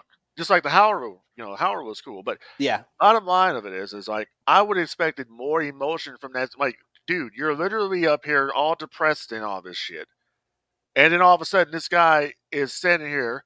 You said I need to find him, and you're looking at him on past recordings and all this stuff. I'm like, where's the emotion here? I mean, where was the I mean, like, so when Ahsoka saw Anakin in the World Between Worlds, she turned around and was like, Anakin. Like she had excitement. She couldn't believe it. You could Yeah. see it in her You could eyes. see it in her Her exactly. eyes spoke volumes. Right. She's like, Anakin. I think a lot of that might Absolutely. have been emotionalist because she knew that I'm here, but I have no way really to get you back. And I think that might have been where the lack of Hippie master splitter. I don't know about all that. I wouldn't necessarily say that. Come on, man. Hilarious, Kaylee. But yeah, no, you're right though. It's been No, 9, almost 10 years. Kaylee has a point there because when I look at Ezra, I'm like, damn, dude, are you the second coming or some shit? Like, what are they doing with you? Dude, he did look like Jesus Although Christ. I was disappointed in that, but I did like the fight scenes with Ezra. Whatever reason he didn't take his lightsaber back. Because it wasn't from his anymore. He Sabine. gave it to her Right. Listen, But he fought like a badass without a lightsaber. until he Just needed that Tossing that blaster. you know Yeah. what? Just I gotta- tossing people. Go ahead. I gotta disagree with y'all on this. Go ahead. And this is a hit. This is a thing here. I mean, cut you off. I know this is y'all's name, but I got to point this out. So, in the Obi-Wan Kenobi show, he didn't really use his abilities either. He was broken down and couldn't do shit. Remember that? Is this a formula that Disney's going with now, where the Jedi are depressed and they don't have it anymore, and then all of a sudden, why doesn't Ezra use his lightsaber he gave to Sabine? Because it was Sabine's. And the fight scenes in this show, outside of Hayden coming back and doing his shit with that lightsaber, just like I'm like, damn, is this episode 3 again? He still got it. The fight scenes sucked ass. I'm sorry they did. They were Disney fight scenes. Yeah, they were Disney fight scenes, but at the same time, as a Star Wars guy, I will take what they give me. No, well, see, here's the thing. I'll take what they give me too. I love the brand, but at the same time, look, lightsabers don't kill you anymore. So they did it. Yeah, She got stabbed with a lightsaber in the liver or wherever the fuck it went, and she's back to alive. tanks are real. Hey, look at everything that Boba Fett survived through using a back to tank. Yeah, but I'm just saying, there's ways to explain the ignorance that happens I and know. the plot holes. There's a Star Wars way to explain it all. I know, and I'm not trying. I don't want to, have like a pity party, but got to point these things out, man, because a lot of it's just not making sense. And I think the whole, like I said, the whole arc of Sabine and she's not excited. I'm like, dude, like this is the guy here that maybe you had a thing for him or something. I don't know. It's true, Kaylee. We don't talk about the Book of Boba Fett. You're damn right we don't, because it sucked. The only time that show was good is when Luke Skywalker was on that show. That's it. Say True. it again. Say it again. No, don't say it again. We don't talk about it. Yeah, exactly. No.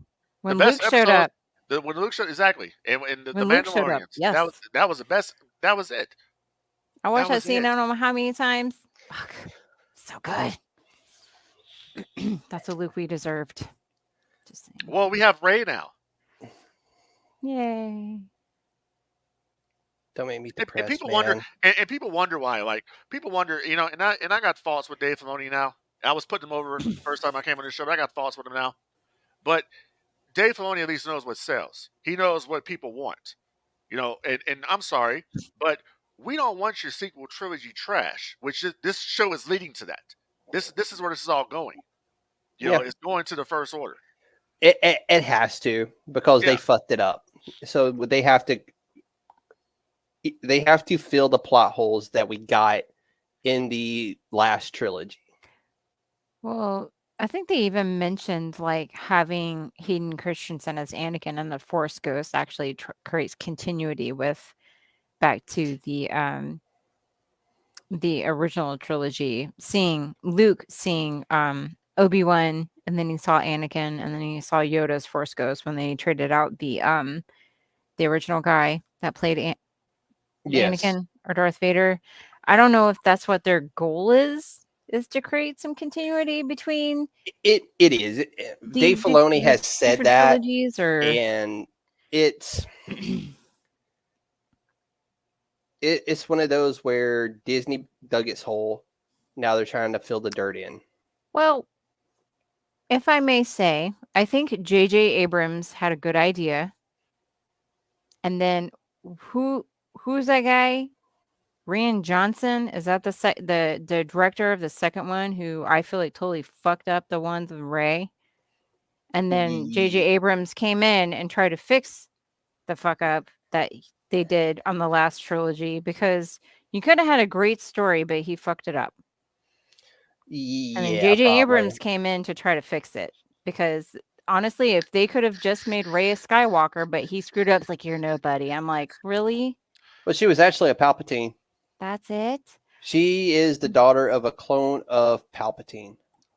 Let me respond to what Kelvin just said there. Yeah, people did trash 1, 2, 3, and you know what it was? It's because George Lucas was not. He wasn't a director, man. George Lucas created the universe, but if you look at the emotions that they were trying to tell, I mean, the biggest problem with those movies was probably the acting of Hayden Christensen at the time. Yes. Under the guise of George Lucas telling him what to do, because you have to feel certain emotions that Anakin Skywalker was going through in order to become Darth Vader. He was too young to feel those emotions at that age. Exactly. If I may say, though, it is kind of hard because Jedi are supposed to be kind of stoic. Mm-hmm. And I kind of get the struggle there. I'll throw them a bone. Like, it's kind of hard. Like, you're supposed to be stoic, but you're also he's supposed to be showing love towards Padme. And he made love to her, all right. Well, he's supposed to show it. Like, it's not supposed to be like a, He gave her C-3PO. What? He gave her C-3PO. I mean, yeah, that's but love. That's the hard part, I think, is that the Jedi are that's my point, is that it's hard because the Jedi are supposed to be stoic. So the whole funny thing about you say that is depending on the species of the Jedi, they could have wives and children. There were certain members of the Jedi Council that had multiple wives and children. Multiple? Mm. Yeah, but because of their species. It's just like the United States with the two-tier, system here. Like, politicians do crimes, they don't get charged with them, but I do and you do. Yep. Same thing with the Jedi. The Jedis were kidnappers. That's what they were. Yeah. But you know what I think actually ended up doing the trilogy with Hayden Christensen justice? I think it's a lot of the videos that came after. Mhm. Like a lot of the fan videos show that, you know, Anakin had a lot of PTSD from the Clone Wars. He didn't know how to turn it off. Yep. And that, you know, he did love Padme, and that he, you know, he was heartbroken. And, you know, not to sound cheesy, but a lot of the things that he did when he went to the dark side was because he loved her. Well, yeah, And his initial reason to go to the dark side was to try to save her. exactly. I mean, he was And manipulated by Yeah, absolutely, Palpatine yeah, from the jump. Sidious. yeah. Yeah. Yeah. He was totally manipulated, but for him, like his reasons why, that's why I think he's probably one of the greatest villains of all time in my mind, is that, you know, he had the reasons why he did it. What Kate Lee said. Yeah, you can't Yeah, go. and that's what they're doing right now with the Yeah, Mandoverse, is trying to it's fill those smart. holes. It's smart, honestly, to go back and fill holes where people, you know, came up short or didn't really think about things. You can use other places to kind of fill in the holes, and I think that's why it kind of builds this universe where you have to watch. Because I mean, you don't ever get the whole story the first time around. Have you ever played telephone with somebody? You go back and you hear a rumor from somebody else, and you end up getting the whole story eventually. Yeah. That's what it think like in Yeah. my mind. I just think that when it comes down to those original six films and why they're so iconic and we look back on them fondly, is that number one, George Lucas produced those movies on his own with his own money.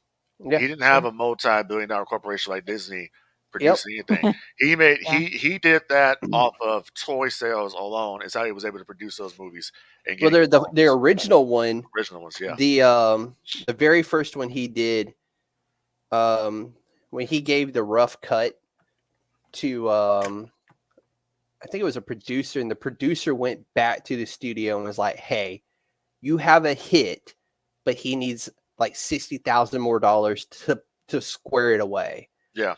And they're like, "We can't do that." You're like, "You want this, and you want to give him this 60 grand or whatever it was." And finally, they relented and gave him the money to finish the first one, and it made that plus everything else within opening weekend. Yeah. Didn't Steven Spielberg have something to do with that? I thought I remember, because I know George Lucas and Steven Spielberg are close buddies. I think he did have something. Yeah, I think I he don't did. remember. Yeah, I do remember his name being. It was something on Disney Plus I was watching, but I never got a Mhm. chance to finish it. And I believe you're right. He did have something to do with that. I Yeah. wasn't sure if he encouraged him to do it, I think, yeah.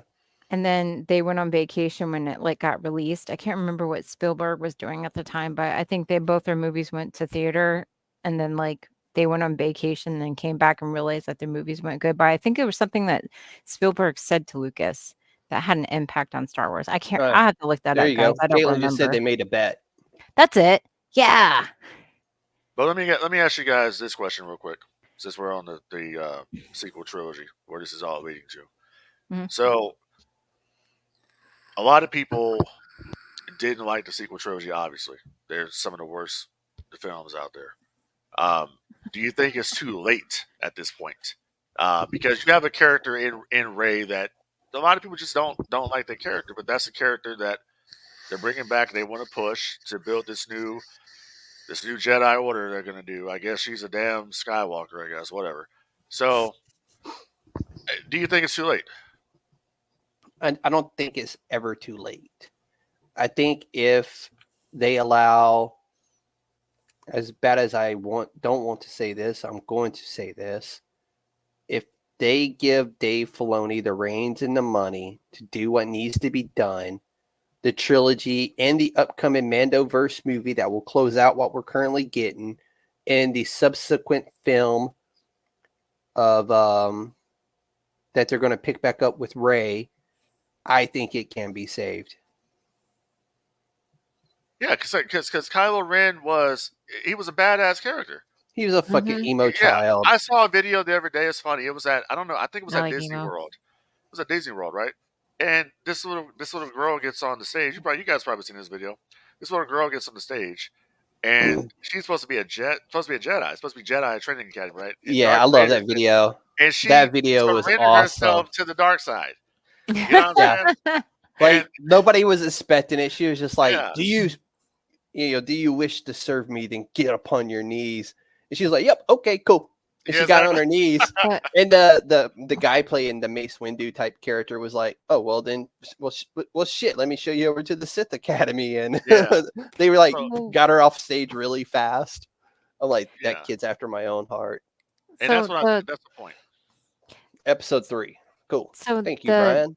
I think Taylor makes a good point is that like every generation likes a villain for a different reason. Yep. Like me, every time you hear Darth Vader's music, like gives me chills. But the new generation, I guess you would call it Gen Z, loves Kylo Ren. But I think part of the Because he's appeal the of emo Kylo Ren, child. He's an you emo can child. you can identify with him, like the struggles that he goes through. Like it's not easy being good It or ain't dark. easy being cheesy. So on I to what think that's why Kately they like said. him. Kately said he'll never admit Felonius will be the one to bring it to prominence. Here's the thing about that statement. Filoni was handpicked by George Lucas to carry on Star Wars. So you can say you'll never admit it. He's going to be the one to bring it to prominence. But George Lucas entrusted it to him to do just that. You actually, I mean, here's the bottom line. Do you actually believe that Dave Filoni is not going back to George Lucas and asking Lucas his opinions of the stuff that they're doing creatively? Dude, You I know he is. guarantee you You that know he because is. they're on speed dial. That's like, remember back in the day when you had your top 5? Mhm. Filoni's top 1 is George Lucas. Absolutely. No doubt about it. The person that you should be saying that about, Kaylee, you should be saying It's that about Kathleen Kathleen Kennedy. Kennedy. Yeah, that's who you should be talking about, not Dave Filoni. Dave Filoni is the pretty much the last remnant of the creative of George Lucas and Lucasfilm. He's the last one there. So to That's be honest, if but there's that- one villain within the Star Wars universe, it's Kennedy. it's Kathleen Kennedy. Yeah. USDN said it. How about that? Yeah, and everybody He knows said it. that. Everybody Why knows is it. she She a knows villain? it because she's the head of Disney Creative of Star Wars. Yep. She's the She's also president, worked with Steven Spielberg for decades. and she ain't worth the money she's being paid. I will come in and do it for half her price in a parking spot She's next to a the door. executive producer, right? No, she's the director of not Lucasfilms, but the Star Wars. Like she's the head But she of also works with everything. Steven Spielberg as an executive producer. I'm pretty Okay. sure. She made, I don't know. So Kaylee just said he said what he said, and it's about Candy as well. Okay, here's a question to you guys and people that are viewing this right now. If Dave Filoni is not the person that can bring Star Wars back to prominence, then who is it? There ain't one. I said Exactly. it. It's Filoni or Filoni is nothing. the last person. Filoni is the last line. I'm gonna tell you why he's the last line. He's the last line because I believe that at some point Disney is gonna unload Star Wars on somebody. They're gonna It's going to be George Lucas. they're gonna write it He's going to off. buy it back. Absolutely, I do see that happening. They're just gonna get rid of it because it's not profitable for Disney right now. What It's about not. Jon Favreau? So Jon Favreau was actually fired by Kathleen Kennedy as a producer. Yeah. He still writes with Dave Filoni. So, I mean, there's nothing that says he can't still work on projects with Dave Filoni. Okay. And oh, by the way, he still has characters within the Disney Star Wars universe that he plays. So, And more that power could be to Jon why. Favreau. And that could be why a lot of the Mandalorian season 3 wasn't good. Is because Favreau wasn't involved. So Yep. That very well could be it. I mean, I was a fan, but I'm a fan of anytime I get new Star Wars. Granted, I'm not a fan of the Disney stuff as much, but at the end of the day, I get new Star Wars and I get giddy as a schoolgirl. Oh, we all do, but it's just like, damn, dude. If it's it's like wrestling. If you give somebody something they can sink their teeth into, it we'll watch it. But it's just like if you're just throwing shit out there, just to throw it out there, just because you have this intellectual property that you're trying to make money off of, we ain't gonna do it. Yeah, That's George and that's Lucas why with is Obi-Wan 79. Kenobi, and Yeah. that's why with the Obi-Wan Kenobi show, it's Yeah. like we all wanted to see Darth Vader versus Obi-Wan. We wanted to see what happened after Revenge of the Sith. It was Ewan McGregor and Hayden Christensen coming back to do this show, and then all of a sudden they have this side character that comes in here. That how the They fuck gave would the you show know? to. How They the fuck literally would you gave her know the fucking show and they did? wasted it. They did. And how the fuck would you know that Anakin Skywalker is Darth Vader? If Darth Vader would have even knew that she knew that information, she would have fucking killed her. And he did eventually. And she survives. But Yeah, anyways, we're way off topic here, yeah, but we are. That's what happens when I get involved. that's fine. I You're wouldn't have good. it any other way than to have my homie Frankie D Yeah. join us. No studio, but Disney has the budget. No, there's other studios that have the budget.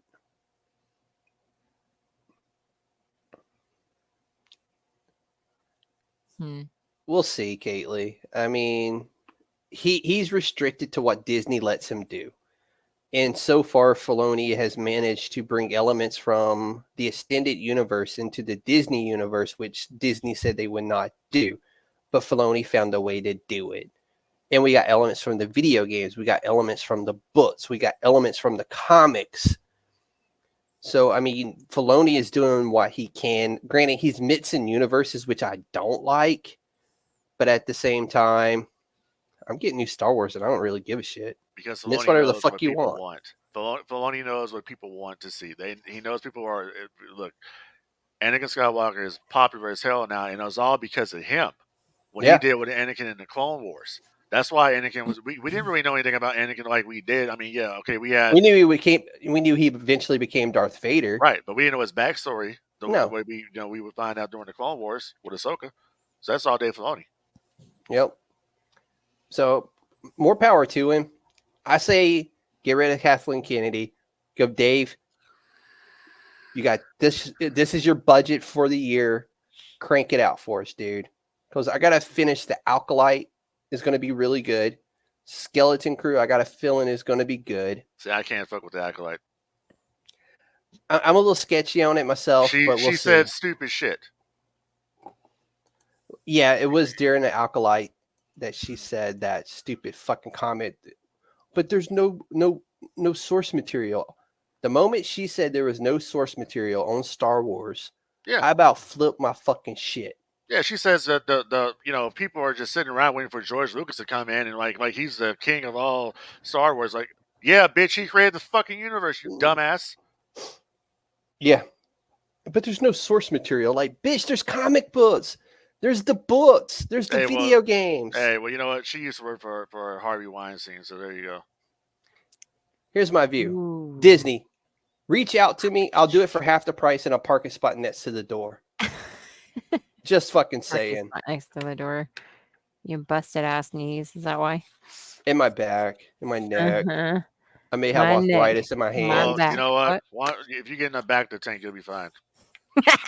Dude, I would do anything for a fucking back to tank right now. Fuck that. I want one of those machines from what's that movie called? I don't know. With Matt Damon in it. I don't watch none of his movies anymore. Oh. You're lost. Since the Bourne series started sucking, I don't have nothing to do with it. Frankie D, you want to talk about episode 7? What happened in episode 7? I'll tell you. I'm glad you asked. So episode 7 is called Dreams and Madness. Yeah. And Hera must answer to the New Republic while a reunion takes place far, far away. So in this episode, we return to Coruscant, the galactic capital, where the Senate is based, and Hera is to basically stand trial. Oh, I remember now. That's when okay. Yeah, so once again, the arrogant rebellion they've been warned about Thrawn's return. Once again, they don't get it. But here's what's cool about this episode. So Hera is actually put on trial by Senator Zano, but the thing is, Mon Mothma is overseeing the trial as the Chancellor of the New Republic. Right. The senator, of course, is saying this is all a conspiracy theory. However, I say that Mando season 3 confirmed that the Imperial Shadow Council awaits Thrawn upon his return. That's proven. That's in Mandalorian season 3. Yeah, I don't trust that dude. And I said this earlier. He is a cohort to the First Order when it comes around. Guaranteed. Yeah, I guaranteed. I don't trust his ass. He's a fucking weasel waiting to happen. Oh yeah. And So, I can't wait for that to happen. Also, this episode fits Ahsoka's place in the timeline when Carson Teva interrupts Hera's court-martial, mentioning that the Imperial remnants and Moff Gideon defeat at Mandalore in season 3. So it does go back and it self-corrects itself by Carson Teva saying those things.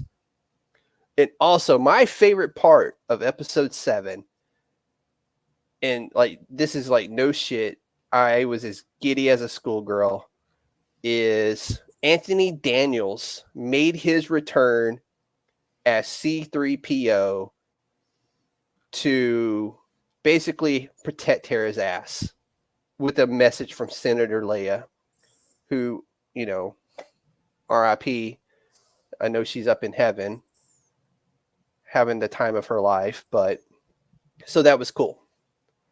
And it basically said that no, Princess Leia or Senator Leia, approved Hera's mission. Yes. She approved Hera's mission, which, you know, how could she do that? Well, we find out that Leia is not only a senator, but she's also the leader of the Defense Council of the New Republic. So she can do whatever the fuck she wants with her military. She can put them where she wants, move them where she wants. And oh, by the way, at the same time, this is all taking place. Fulcrum, the New Republic's or the Rebels version of the CIA, is still very active as well. And oh, by the way, Fulcrum is led by Hera and Ahsoka.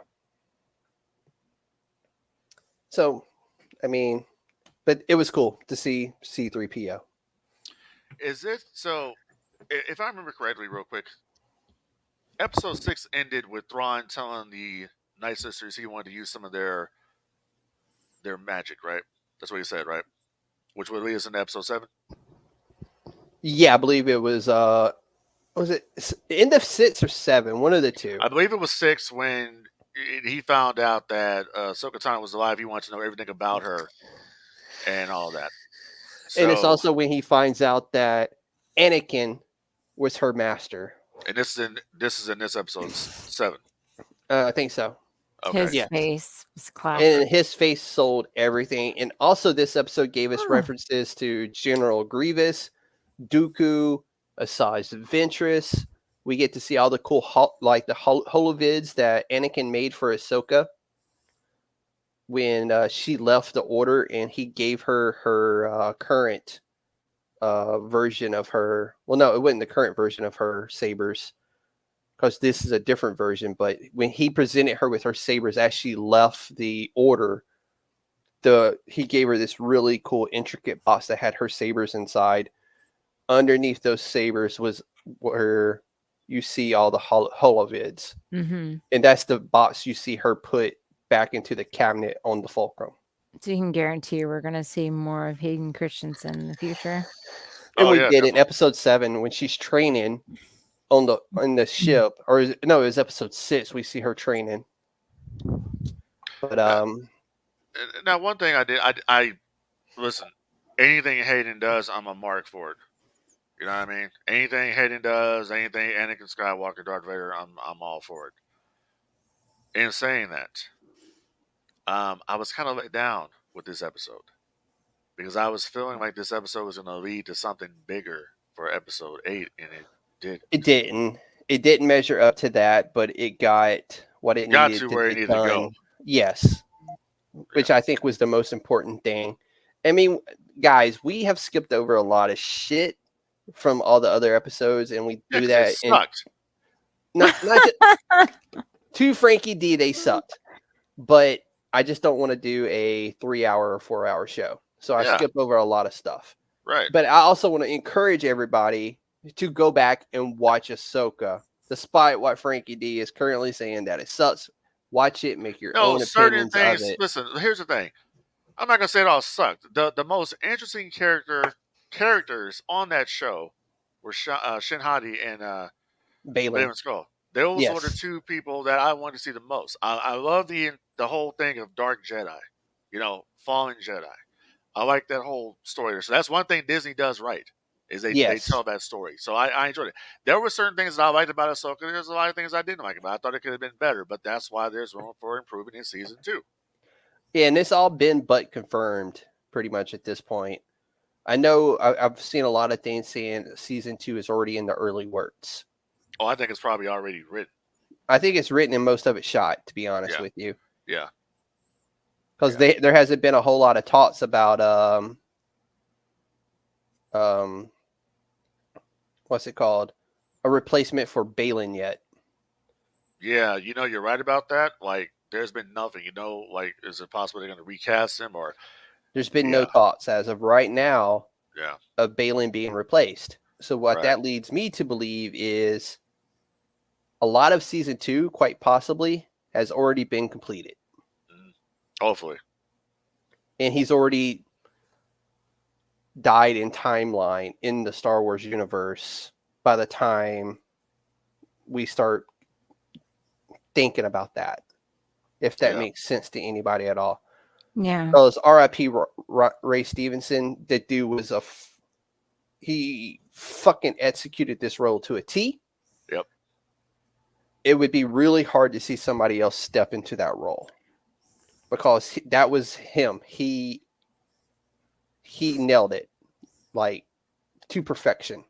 I think the only person I could see that could possibly do that role, they could probably get him, but I don't know. Russell Crowe. No. Russell Crowe may be about 100 pounds overweight for that. Oh, is that right? Well, he can get in shape. Yeah, I'm like, I was no big deal. thinking the guy that what's his name? Lib Schreiber, the dude that played Sabretooth. Oh, yeah, he'd be good. Because, I mean, throw a beard on him. He's already got the haircut, already got the accent. I think he could pull it. That's just me. I seen a fan cast of him in the role, and it was pretty fucking spot on. But that's just me, in my opinions, if they're going to recast, which I'm hoping a lot of season 2 may already be done. So we'll see what comes from that here. Probably more sooner than later, because I'm pretty sure they want to get through this timeline to get to Filoni's movie. Oh, and by the way, I will say this real quick about the Acolyte. So there was some leaked footage of the Acolyte. I have to say, I actually liked what I saw. You saw it today, didn't you? No, I saw it like 2 weeks ago. Okay. I seen another one today, and it was like, all right, I see what you're doing. It was like it was like it's going to be pretty good. I'm just not over what the woman said. Correct. Yeah. So let's press, because we're almost to 8. So, see, Morgan gives the Grand Admiral access to the Inquisitor database, and that's when Thrawn learns that Anakin is Ahsoka's master, and that's what gave us a shit ton of memes, and it is fucking awesome. That was hilarious. His Like, face is This priceless. is the moment he's like, Anakin Skywalker was her master. So I will put it like this. On 2 occasions, Thrawn worked with Anakin. One time as Anakin. The second time he worked with Anakin was him as Lord Vader. Lord Vader. Yep. And he knew that Anakin was Vader. Yes. So he knew all that. Yep. I think Anakin helped him achieve being the Grand Admiral. There was a couple of battles I think that Anakin helped him with. Yes, it was. Correct. Yeah. Anakin got him to the rank. The mission they did together is ultimately what got Thrawn the rank of Grand Admiral. Right. Anakin helped him, except for, was it the last battle? It was him as Darth Vader, I think. I can't remember the battle's name, but I think it was the last one that helped him receive Grand Admiral. But I think it was him as Vader. Yes, I think so. I'd have to go Okay. back and look again. So in this episode, we also find out where Zeb has been. Zeb has been training new recruits for the Republic, which is why we never seen Zeb. Last time we seen Zeb was in Mandalorian season 3 at the bar. Also, we see Sabine telling Ezra what's been going on within the New Republic. She says the Empire was defeated at Endor, but that was not true. It actually continued for another year and ended at the Battle of Jakku, according to Chuck Windid's novel, or Windid's Aftermath trilogy, which I wish Rob was here. Me and him had a chat about that today for briefly. See, what else can we see here? Oh, she also mentioned this, and this is what I was having a debate about this with someone. So she also mentioned that they say the Emperor was killed, but no one knows for sure. That's correct. Yep. And that's where when I heard that part, I'm like, oh, for sure, they're going to this First Order shit. They're going to do that. They're going to bring Palpatine Yeah, this whole back. thing is the setup to the last trilogy. Yep.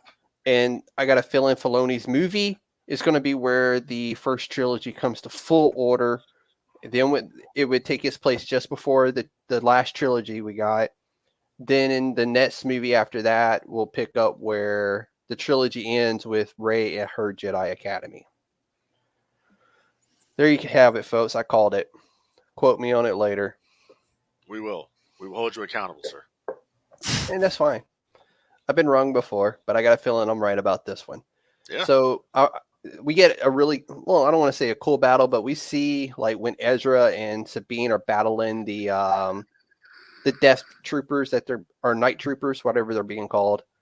That he's still very much his old self. He's still very funny when it comes to battling, or when he gets himself into trouble. He's like, whoa, hey, we can talk about this, guys. And then, of course, the battle ensues. And you could tell he had been practicing a version of his Jedi training, even though he wasn't using his saber, and he refused to take it. And it's a version of the Force where they use the actual Force itself without the saber. I can't remember what it's called. I wish Rob was here, but Rob ended up having family plans tonight, so he can't give me the word I'm looking for. So with that being said, anything for episode 7? Anything else? Yeah, I just real quick, I was like, man, this is going to be good. You know, this is going to lead to what's the big episode 8 and all the I don't know. Listen, let's just go into episode 8 because I got something I want to ask you guys about that I had heard. Because episode 7 just was like, Okay. It was episode 7 should have been like episode 2 or 3. To be honest, I think it should have been like episode 6. Because hey, 5 needed to take place. You know what? Who's to say that they didn't change some stuff around? I got a feeling possibly.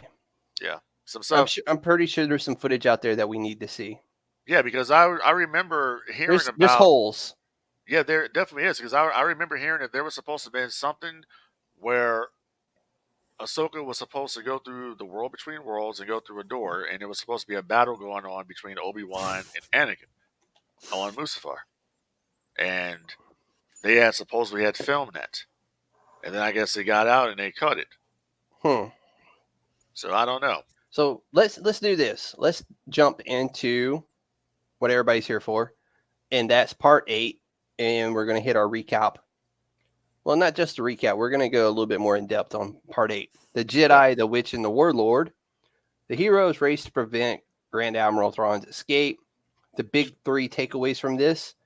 This finale references C.S. Lewis's The Lion, the Witch, and the Wardrobe in the title, highlighting similar themes of war and unlikely heroes. We see the Blade of Talzin, aka Mother Talzin, return. And this is one of those weapons in Star Wars that rivals the saber, the lightsaber. And it is wielded by Morgan Elsbeth in live action, which was really fucking cool. I We think get it's a lot made of from dark energy, isn't it? It is dark magic, yes. Yeah. And we get various callbacks to Episode 5, The Empire Strikes Back, including Master Yoda's teachings and a scene where Sabine mimics Luke Skywalker in a perilous situation. So let's rock and roll with it. So Thrawn references the Rebels finale, i.e., when he and Ezra were sucked away by the Purgles to Peridia. And I think they ended up in Peridia because that's where what I would call the Purgle home universe. That's where they're born. That's where they die. Agreed. Like salmon. Just like salmon. Salmon. So we got the Blade of Mother Talzin, which was really fucking cool to see in real life. Quick question. Yes, EJ. Why is he a brilliant tactician and planner? We didn't get to see that really within Ahsoka because it really wasn't necessary. He did have it the whole time. We seen what we've seen on a smaller scale compared to what he is used to doing. True. This is a guy that conquered the entire known galaxy at one point. True. But you can see he was one step ahead of them the whole time. He predicted every move that they did. His return would be devastating right now because there is doubt within the Republic. And it would give the old Republic, the Imperials, new life and new energy, which it's going to happen. And we know it happens because we get the First Order in the new trilogy. So we know that the New Republic repeated history, essentially. But good question, EJ. They didn't learn their lesson. That's correct. They did not. Mm-mm. But the thing with Thrawn too is that Thrawn really wasn't. Thrawn. I mean, they said okay, the heir to the Empire. Thrawn didn't really care about the Empire like that. Thrawn cared about his the people. The Chiss and the Chiss people. That's all he ever cared about. Yeah, he didn't. He wasn't in it like Palpatine and the rest of these people. He wasn't. It was a different thing for him. Yeah, and he was an excellent strategist, but we did not see that in this show. But if you do want to see that, you can't really see it. But if you want to read about it, you can go read the trilogy book series, Heir to the Empire. It's really good from what I've heard. I actually have it downloaded. I just haven't had a chance to get to reading it yet. Yeah, and that is on my to-read list. And I'll make a suggestion real quick, too. So Snoke is a puppet. Snoke is not real. Let's get that out there. Snoke is nothing. That is a clone of Palpatine that was scarred and messed up. That's why he looks the way he does. It is a bad clone of Palpatine. Ah, okay. I think, if I remember right. Either way, he's being controlled by Palpatine. He looks like Voldemort. Makes sense. But check this out real quick when you go back to the book. So there is you guys probably know this already. There's a service called Audible. Yes. Where you can listen to books. And I've been listening lately to Dark Lord, The Rise and Fall of Darth Vader. You can listen to the Thrawn book. Mm-hmm. Listen to the whole damn thing. If you don't have time to read it, you can listen to it like when you're working or whatever. You know, and learn the backstory because Thrawn is a very, very smart person, and it just they didn't have enough time. So that's the other thing with this when it comes down to this series. This series was only 8 episodes, which is typical. It should have been longer. Yes, should have been way longer. And then it's like what were the episodes like? What 43 minutes tops? I think the longest one was 52 minutes. Yeah, so but about 43. Yeah. So that means we'll get to all that. We'll get to No, episode, get there's to no all that reason to shit. be, because cloning isn't perfected yet. Like they cannot clone the Force into a clone. Right. So that's the problem. That's what they're trying to do, is figure out how they get the Force into a clone. And that's why we see Palpatine the way he is in the trilogy. So, but there is a way to do it, and it's written within the Sith teachings. So, I mean, who knows? Who knows what we get? So, let's move on into this. So, we see Caleb Dooms, who is aka Kanan Jarrus. He went by Dume, however you want to say his last name, when he was in the Jedi Order. And Ezra's new lightsaber pays homage to him. And it also, he makes an inside joke about, because in Rebels, the lightsabers were really thin. And he's like, no, that won't be, it will make it too thin. So he does make a joke about that. And that's why he ended up with Kanan's old hilt. Not old hilt, but his old emitter. That he's like, no, that won't work. It's too thin. It'll be too light. And that's just the joke, because Rebels, the cartoon, the actual sabers were very thin looking. That's maybe I was the only person that thought that was funny, but whatever. We get references to the Purge of Mandalore as being part of Operation Cinder. We do see zombie death troopers, which is a callback from the comic book, and really cool. I already mentioned references to the Empire Strikes Back. Thrawn does call Ahsoka a Ronin, which she's been called many things. Can I point something out about the Dark Sisters magic and then the zombie death Yes, troopers? you may. Is it follows the classic Disney bad equals green light. Yes, it does. If you ever follow like any sort of like bad guy, if you go to like Lime green equals bad run. yeah. Yep. Maleficent. Look at Yep. The the evil Princess and witch the Frog. from Like they do Yep. the green is bad. I'm like, I see what you're doing. I see you. Yep. See you. It follows the Disney trope. So Thrawn actually mentions Anakin and their history in this episode, which was cool. Moray and the Mortis guys. We see Moray at the end, and like I said, anytime Moray shows up for Ahsoka, that means she's on the right path, basically, and she's doing something that she should be doing. And it's like she said, we're where we need to be, and Ezra is where he needs to be. So, see, it's pretty cool because, we see Ezra make it onto the ship, and there's that dead night trooper there, or death trooper, whatever they're calling them. And we see him like grab his legs and start pulling him off to the side. And that's a callback to Rebels as well, because him and Kanan Jarrus both did that in Rebels many of times to sneak into places.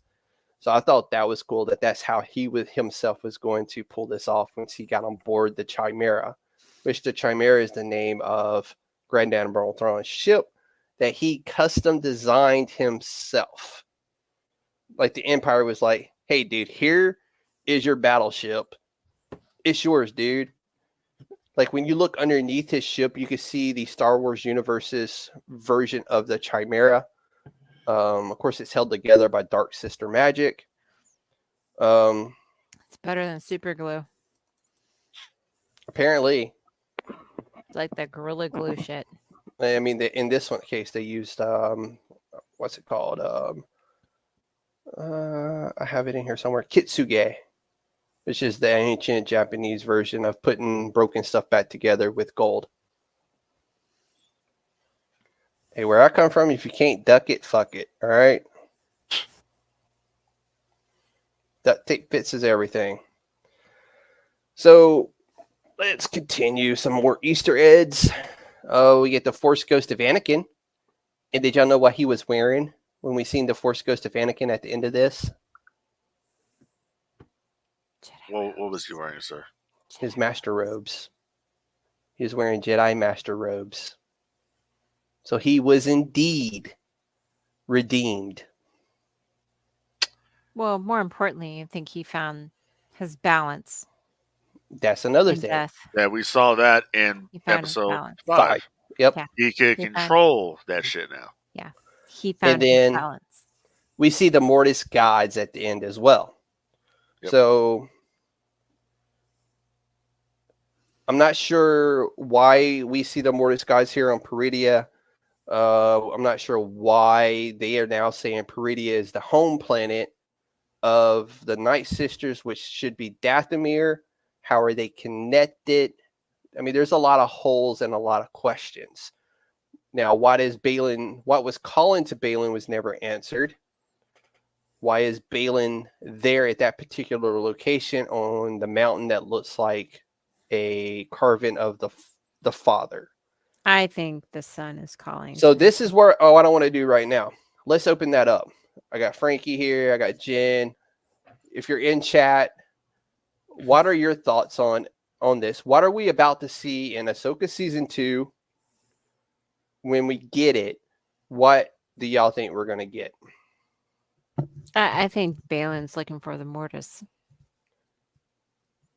You can't look for the Mortis gods. They're dead.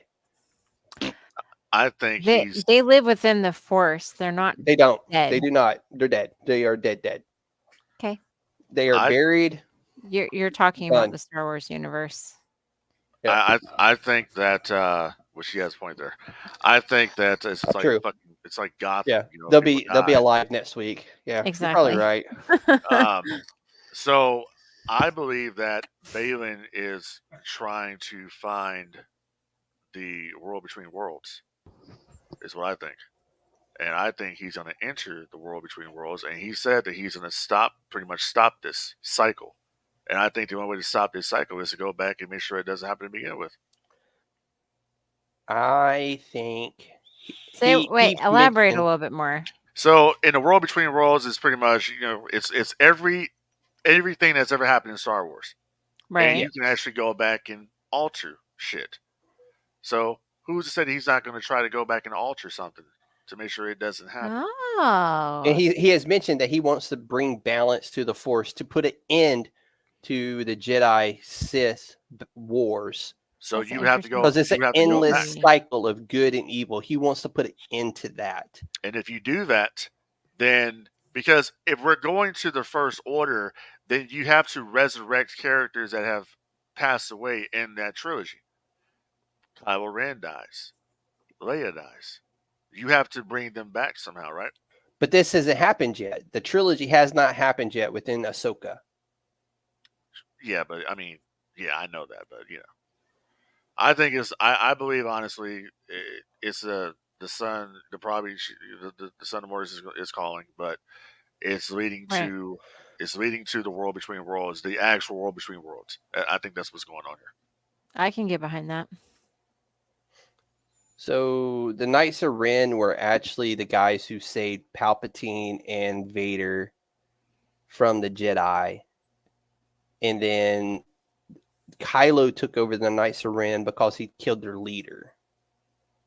That's how we got that. So the Knights of Ren wasn't even associated with Kylo in the beginning. Little backstory there.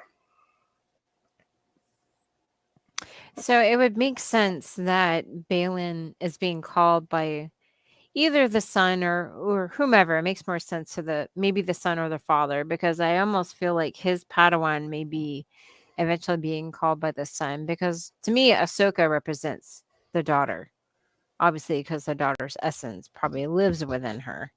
So I think it's probably going to get otherworldly in the second season, I think. Chef's opinion. I think Anakin might actually at this point represent the father. Yeah, I could do that too. I could get behind that too, because even though he didn't fulfill that in life, maybe once he finally found the balance, he could represent him. Okay, let me hit this real quick. as a EJ, Force ghost. First Order is not a thing yet. This Ahsoka takes place before the current trilogy with Kylo and all those guys. This is what's leading to the First Order. And we know the bad guys win, but obviously because we have the First Order in the new trilogy. Right, and that's what I'm getting with the World Between Worlds. That timeline and all that. There, we all know somehow Ahsoka and Sabine they're going to make it back to the galaxy. We don't But- know that. They're not in the trilogy. We don't. But Neither one of them. Are we going to get the same trilogy we got before? I mean, Yeah, that but- trilogy is already in stone. It's been shot. Yeah, but they can always do one of those things where they can go back and they can always have Ahsoka and Sabine doing something in the background to help them. They're They've done stuck on that. Peridia. They've That's done where that they're with at. other movies. Yeah, but but time doesn't pass the same as in the World Between Worlds. They've shown that. Eric, That's you're why- correct. Ezra is not in the trilogy either. Neither is Hera. Neither is Jason Syndulla. So what happens to them? Jeff's theory is they're all dead. They But die in the return of Grand Admiral Thrawn in the fight. That's my theory. And Balin is not seeking to the Mortis gods. He is trying to become the balance. So he is trying to become the father. It's very weird here. I mean, if you want Yeah. to dig and dig deep, there is a entity known as the Mother, Aboleth. Aboleth. So I mean, we can dig into that, but let's not do that. Let's let I don't people think go out that's- and read. Yeah, I Well, don't you think that's brought the her case. I'm just because that's the route you're talking leads to that. because they could actually almost venture into the point that maybe Aboleth is calling Balin and wanting to be released because she's still imprisoned. that's true, but I don't know. I just think for live action, that's really far fetched. Yeah, and getting that Disney to sign off on that is another one. Yeah. So I somehow think Balin is trying to become the balance in the Force, i.e., the father. How he intends to do that, got no clue, unless he can somehow get to the world between worlds and take Anakin's place within that timeline. So we don't know. Who knows? Anakin's Force Ghost showing up when it did, Moray showing up when he did or it did. We don't know. And there's a lot of different directions they can take this. So it's going to be a very interesting season 2 and what Dave Filoni gives us. So we'll see. I mean, really. Yeah. That's It's where we're very- at in it. Yeah. So it's very- maybe we know we got at least 2 more shows coming, Yeah. possibly later this year, early next year with the Skeleton Crew and the Acolyte. So We'll with the see if they have Skeleton clues Crew- within there. Well, that's what I was going to say with the Skeleton Crew. So the Skeleton Crew is supposed to have something. Ahsoka's going to be on that show. They're going to intertwine somehow. Mm-hmm. So that's what I've been hearing lately, that they're going to cross paths. They actually might find Ahsoka and Sabine. That's going to be Yeah. the way they get off. Quite possibly. I dig it. So we'll see. I mean, I'm personally just looking forward to more new Star Wars, but that's Absolutely. me as a fan. Absolutely, it's always Um, good Star Wars Yeah, I mean, quality. yeah, quality, yeah, would be preferred, but at the I same get, time, I get you. You're a mark like me. I get you. But yeah, we got it. We it's quality over quantity. You can put out as many Star Wars projects as you want to. At the same time, let's make sure it's good Star Wars, because then we're going to still be Well- here in the same situation where we're going to be like, oh, this sucks, that sucks, this sucks, that sucks. Well, Frank, I hear you. I think the problem is I agree with Jeff. Like, I always appreciate when they make something that I like, but the problem is that when you don't listen to your fans and you don't follow Oof. storylines and you don't follow the source materials that you have, which I've said over and over, you ruin it for the fans. Yeah, definitely. the You really do. average casual fan isn't going to know anything about the books or the comic books. They're only going to know what is presented to them in television movie format. Yeah, but you lose You your do. nerds. No, you lose them. to some degree. I mean, No, when you you have, are going to piss them off. That is what absolutely destroyed the what would X-Men you with rather Hugh have? Grant. Be pissed Hmm? off or pissed on? I Look, mean, at the end of the I'll day, take it and I watch it, agree but with if you don't follow the story, I agree with both arguments here, but at the end of the day, guess what? You're listen. The goal here for Star Wars, I know for Disney, is to make money off the property and to sell toys and Mhm. all that. So yeah, yes, we're the old this is so true. the old school old guard, okay, but they need to attract the newer audience that's going to keep they this do. franchise And going. they also have to dig themselves out of their current hole with the new Exactly, trilogy. And that's what exactly. Dave Filoni is attempted to do right now, is dig them Yeah. out of the fucking hole. I don't even want to talk about fucking X-Men or the DCEU. Yeah, that's depressing right That's there. two of the most garbage fucking franchises they've got out right now. Yeah. And to be fair to Marvel, their last set of movies weren't fucking worth a damn either. No, they got problems over at Disney. Like Star Wars is not the only issue going on right now at Disney. It's Yeah. just a whole damn. I mean, they had to close. What was that hotel that they had for Star Wars? That Yeah, what was it? They had to close that because it was built around the First Order. No one gives a shit about. correct. People said if you go to that, if I go there, listen. Somebody did a show. I forgot where I saw it. It was on YouTube though, and they went there and they thought they were going to meet Darth Vader and all his different characters. They thought that they were going to go there, and it was not the classic legacy Star Wars characters, and it pissed them off. Yep. It was like it goes back to what Jen said. What the people want, the people love the legacy characters. That's what it is. And people can say what they want to. Listen, Star Wars is the Skywalker saga. That's what it is. And Yeah. there's other stories out there in Star Wars. There's other shit out there. But what sells? Skywalker saga. This is the Skywalker characters is what sells. And you can look on Hasbro and see that for yourself. And it sucks when they create a movie, like when the last Star Wars trilogy that came out, like you heard like, oh, Luke's going to be in it and Leia's going to be in it. And But they were brought in later to and you know, fix it. like I enjoyed it for what it was, but you know, I was disappointed because it's not what the fans like. Yes, the layperson can go in and be like, "Oh yeah, that was a great movie," and the rest of us are just like, "What did you do?" Like you had Mark Hamill, you know, you had Carrie Fisher, like you had the OGs. Here's the thing. There's so many better, like just you had it right there. I won't What? watch a DC movie. DC can produce a great TV show, but their movies are fucking trash. Marvel, if they would follow the fucking comic book, their books would be 100 times. Their movies would be 100 times fucking better. I enjoyed The Flash. I haven't seen it yet. Is it out on TV yet? It's on the Max. Okay, I'll catch it on the mats later. I'll add it to the list. Congrats, Flash! You just made my fucking list. It was okay. I didn't hate it, but it didn't really follow the Flashpoint paradox, which I thought that it was It going was to supposed to follow. be. It, That's it what had pissed me a off, lot and that's why I protested it.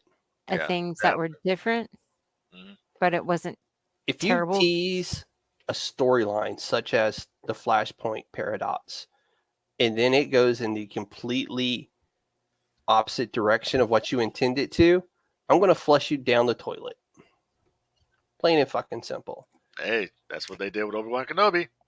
And again, I mean, I enjoyed it Right because there. it's Star Wars and it gave me something new to watch. But at the same time, you literally had a comic book based on that entire timeline of Obi-Wan and his adventures, in his battles with not Anakin, but with Darth Vader. Because Darth Vader hunted that dude tooth and fucking nail. Mhm. Between Ahsoka, Obi-Wan, and Darth Vader, they killed probably 95% of the fucking Inquisitors themselves. And to be honest, Darth Vader killed 90% of those. It was a family thing. Yeah, I guess so. But then we also have things like Mara Jade, who, oh, by the way, was a Sith, who went to the Jedi, who, oh, by the way, fought Luke on multiple occasions. And oh, guess what? They got married and had fucking babies. There's lots of things we can do here. But yeah, we have chosen to write something that didn't even have a comic book, that didn't even have a fucking book, and they just magically pulled out of their own fucking asses to meet this new age bullshit that we're preaching these days. It just said, Eric says it right here. It borrowed and ruined the material if you know the real stories. Correct. If you're expecting a certain story, I don't need it word for word. Now, one thing that, just an example, Sandman on Netflix actually had. Sandman on Netflix is word for word the comic book. Yes. You can open the comic book and follow it word for word. Yes. Now, although I greatly appreciate that, but you know why that is. If they follow the story. No, my point is, even if you follow the story, I don't care if you have things that are a little bit different, but if you follow the main theme of the story, your fans, your people that truly love these characters and love these stories are going to tune in and keep watching. And instead they change them so much that they're a shadow of their former selves, and you're not gonna want to like watch the second and third seasons, and that's when they die off. So the reason why the Sandman is so good, Neil Gaiman had been approached many occasions. We want to do this. We want to do this. He's like, okay, but I come with it. It's my story. The story happens as I tell the story. And everybody's like, no, you sell it to us. We do it the way we want to do it. And he's flat out refused until Netflix approached him and goes, hey, we want to do this. What do we have to do? And Neil Gaiman's like, I come with it. I tell my stories the way my stories are intended to be told. Netflix goes, okay, how much is it going to take? And and that's how we got what we got. And you could literally pull the comic book out, because I did. I pulled the comic book off my shelf and I followed that show word for word, episode by episode, and fucking loved the Sandman. It's one of my favorite DC comic books, by the way. So there's that. There's my fucking soapbox.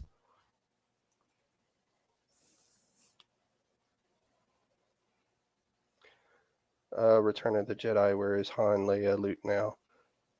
They're all dead. DEAD. Dead. Sucks, but they're dead. Lando, dead. Old age. So, although we are getting a Mando show. The Mandalorian, we're getting Mando. We're getting a Lando movie now. It's no longer going to be a TV show. It was pitched. I don't know. What's the... So, Frank, overall, what was your idea, your impression? How did you feel about Ahsoka? Overall, I thought that Ahsoka just it set up things to come. I mean, it honestly, it was a bit underwhelming. Okay. And I'm a fan of the character. I'm a fan of Ahsoka Tano. I'm a fan of it, but it was very underwhelming. Yeah.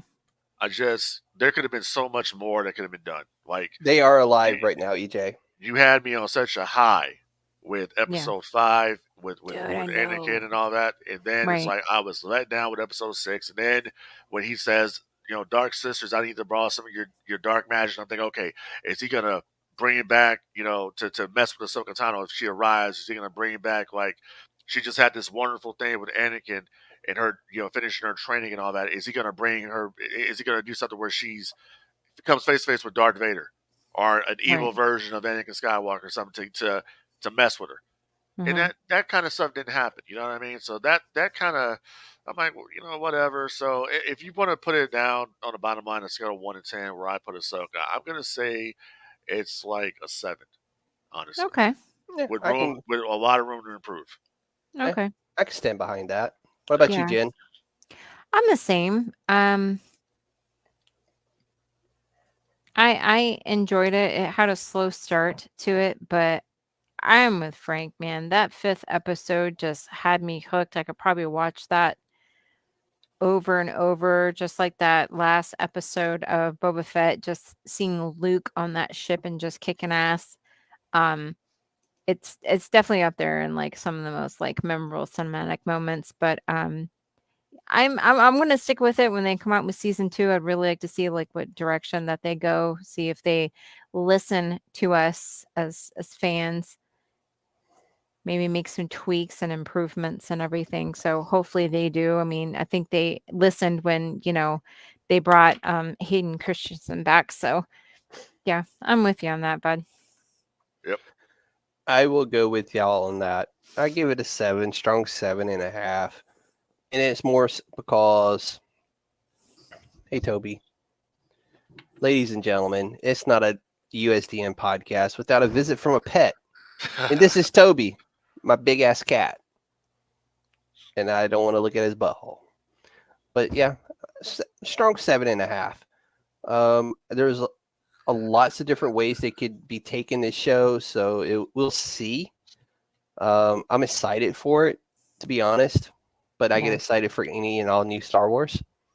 And I wasn't always able to say that. I actually stopped watching it when I was introduced to Jar Jar Binks. I thought Jar Jar Binks was the worst fucking character ever invented, and I quit watching Star Wars. I recently, within the last year, got back into it hardcore and realized I had no reason really to hate Jar Jar Binks. I had a reason to hate fucking writers. Exactly, and I'm so glad that guy was able to redeem himself as Absolutely, far as Star Wars. and in the best way fucking possible. The That was dude literally amazing. saved Grogu. Exactly. Of all Yeah. the younglings he saved, he was able to save Grogu. Yeah. I'd love to Who see him again. That was I, amazing. we are. I got a feeling like he I hope said in so. an interview that this is not the last time you see me. I hope we see him again. He And he really So deserved that redemption. He really he did. did, and he got it. And he goes to all the conventions and stuff. He signs stuff for Jar Jar Binks. And honestly, after watching Clone Wars, Jar Jar grew on me, man. Like, he's a goofy bastard, but the dude grew on me. isn't he a Yeah. Sith Lord? I still think that some bitch is a Sith Lord, though. God damn, do I not? But let me say this real quick. Yeah. At the end of the day, we're all fans. You know what I'm saying? Yeah. And we're up here on this platform right now, and we're talking about the Ahsoka show, and we're talking about Obi-Wan Kenobi, and we're just basically talking about we're critiquing this stuff, but we're having fun with it. We're talking about what we like, what we don't like. There are certain shows out there, certain people on YouTube. I'm not naming names, but certain people out there that just want to fucking bury something just to bury it. Yeah, and dude, And I don't like that shit. I will not participate. I'm gonna tell you right now, I have unfollowed a lot of shit I used to follow on YouTube and Yeah. Facebook and Instagram because of the bashing. Yeah. Yeah. Here's I the No thing. agree, fucking Frank. reason. Give your opinion, Right. because like assholes, we all have one. Yep. But it's another thing to sit there and bury the people involved Exactly. in the shows. Yep. Rosario did a fantastic job. Ray Stevenson, the young lady that played young Ahsoka, all these people did fantastic jobs. Don't blame shitty writing on people carrying out their roles. That's how they make their money. That's how they make their living. Yep. So, Oh, young Ahsoka. Yeah. My God.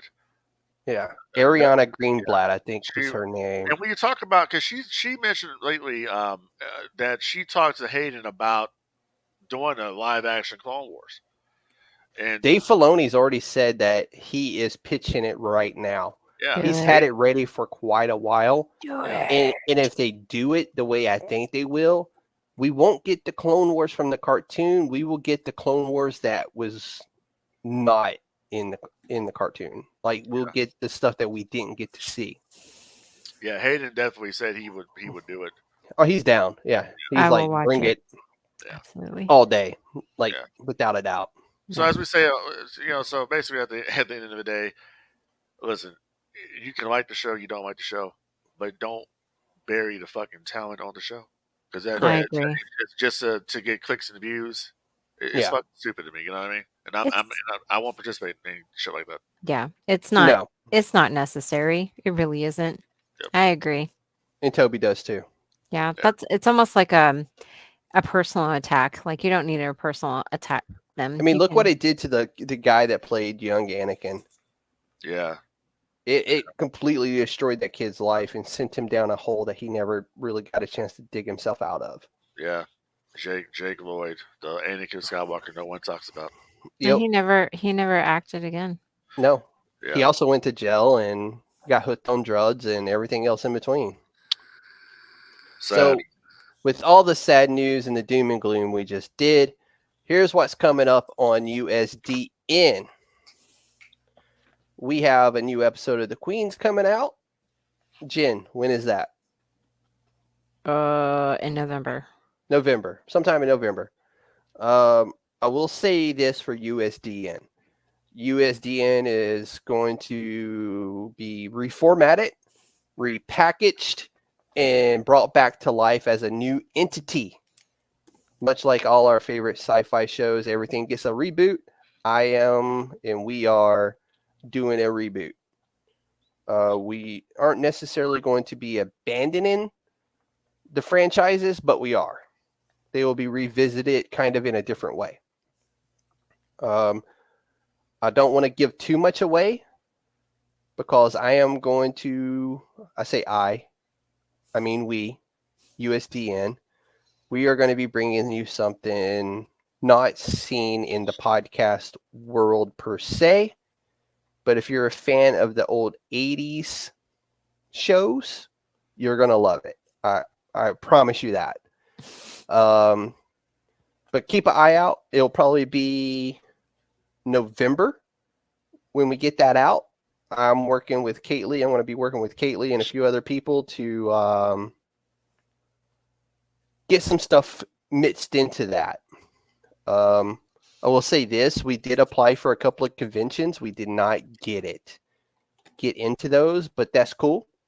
It gives me another goal for next year or later this year. Whenever I find the need or one that I can apply for, I'm going to apply for it. All they can do is tell me no, and the more you tell me no, well, guess what? The more I'm more likely going to keep doing what I'm doing and keep applying. So, there's a quick update on USDN and the Queens. With that, though, I want to send a special thank you to Frankie D for stopping in and joining us. Thank you so much. We appreciate having you on here, buddy. A very special shout out to the Dark Lord himself, Darth Vader. Please don't choke me again. Yeah, that asshole's around here somewhere. That motherfucker, man. Yeah. I'm glad he's not here right now to hear me say that. Big shouts out. It was fun. I enjoy coming up here. It's very fun. Hey, I'm glad. Like it was kind of like I asked him to do it, so I'll put it out there. We've been going back and forth for a while now. I'm building a Cal Kestis cosplay. He's been working on his Darth Vader for a little bit, and we were always sending stuff back and forth. Like, hey, did you see this one? Hey, did you see that? And I was like, did you know it'd be cool if you came on the show as Darth Vader? And he was like, man. And then finally today he relented and was like, all right, dude, I'll fucking do it. And I'm like, yes. I'm like, this is how we're going to execute this, dude. And we went through it. We got a game plan together and we executed it flawlessly. Thank you. I'm good acting. And he's been working really hard on his Darth Vader voice, and it turned out fantastic. So Frankie D, I appreciate you, man. No problem. I enjoy doing it. 18th of November, according to today, she had to go. She loves us. We love you too, Tay. So shout out to DFPN for everything, for giving us the platform.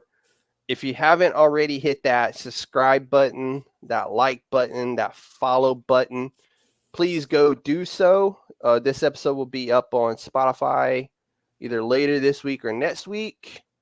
Stay tuned to the DFPN page and also the USDN page for more stuff coming up from USDN and the Queens. And don't forget the No Gimmicks podcast as well.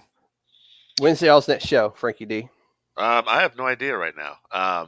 So we'll get something together. We'll probably just go back to regular next week. But there is something else I'm working on right now. So we were doing a segment on our show called Back in the Day, One of my which is favorite segments. where we take a look back at classic wrestling stuff. Well, Back in the Day might actually end up becoming its own show on the DFPN, where we're just going to take Dude, a certain pay-per-view or something, or a show like Nitro or Raw, and we're going to watch that show, and do like a watch along kind of thing, and that's fun as Nice. go from shit. there. Yeah, so that's what Like we're working on. So check out the No Gimmicks podcast also out there. If you guys want real cool content from real cool people like us, Patreon, DFPN, $3, get you ad free and all that, and Yep. that's pretty much all I gotta say. Oh yeah, and help protect the pet population. Have your pet spayed or neutered. You know what I'm saying? What he said. And with that, I want to send a big shout out to Rob over at BCP Plus for giving me another platform to express myself on. Those guys are doing lots of great things out there. If you got a chance, go stop by the Bob Culture Podcast and give those guys a look and a follow.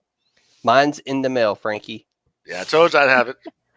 So that's cool that yours got here in time. Yeah. So with that, ladies and gentlemen, this podcast is USDN approved.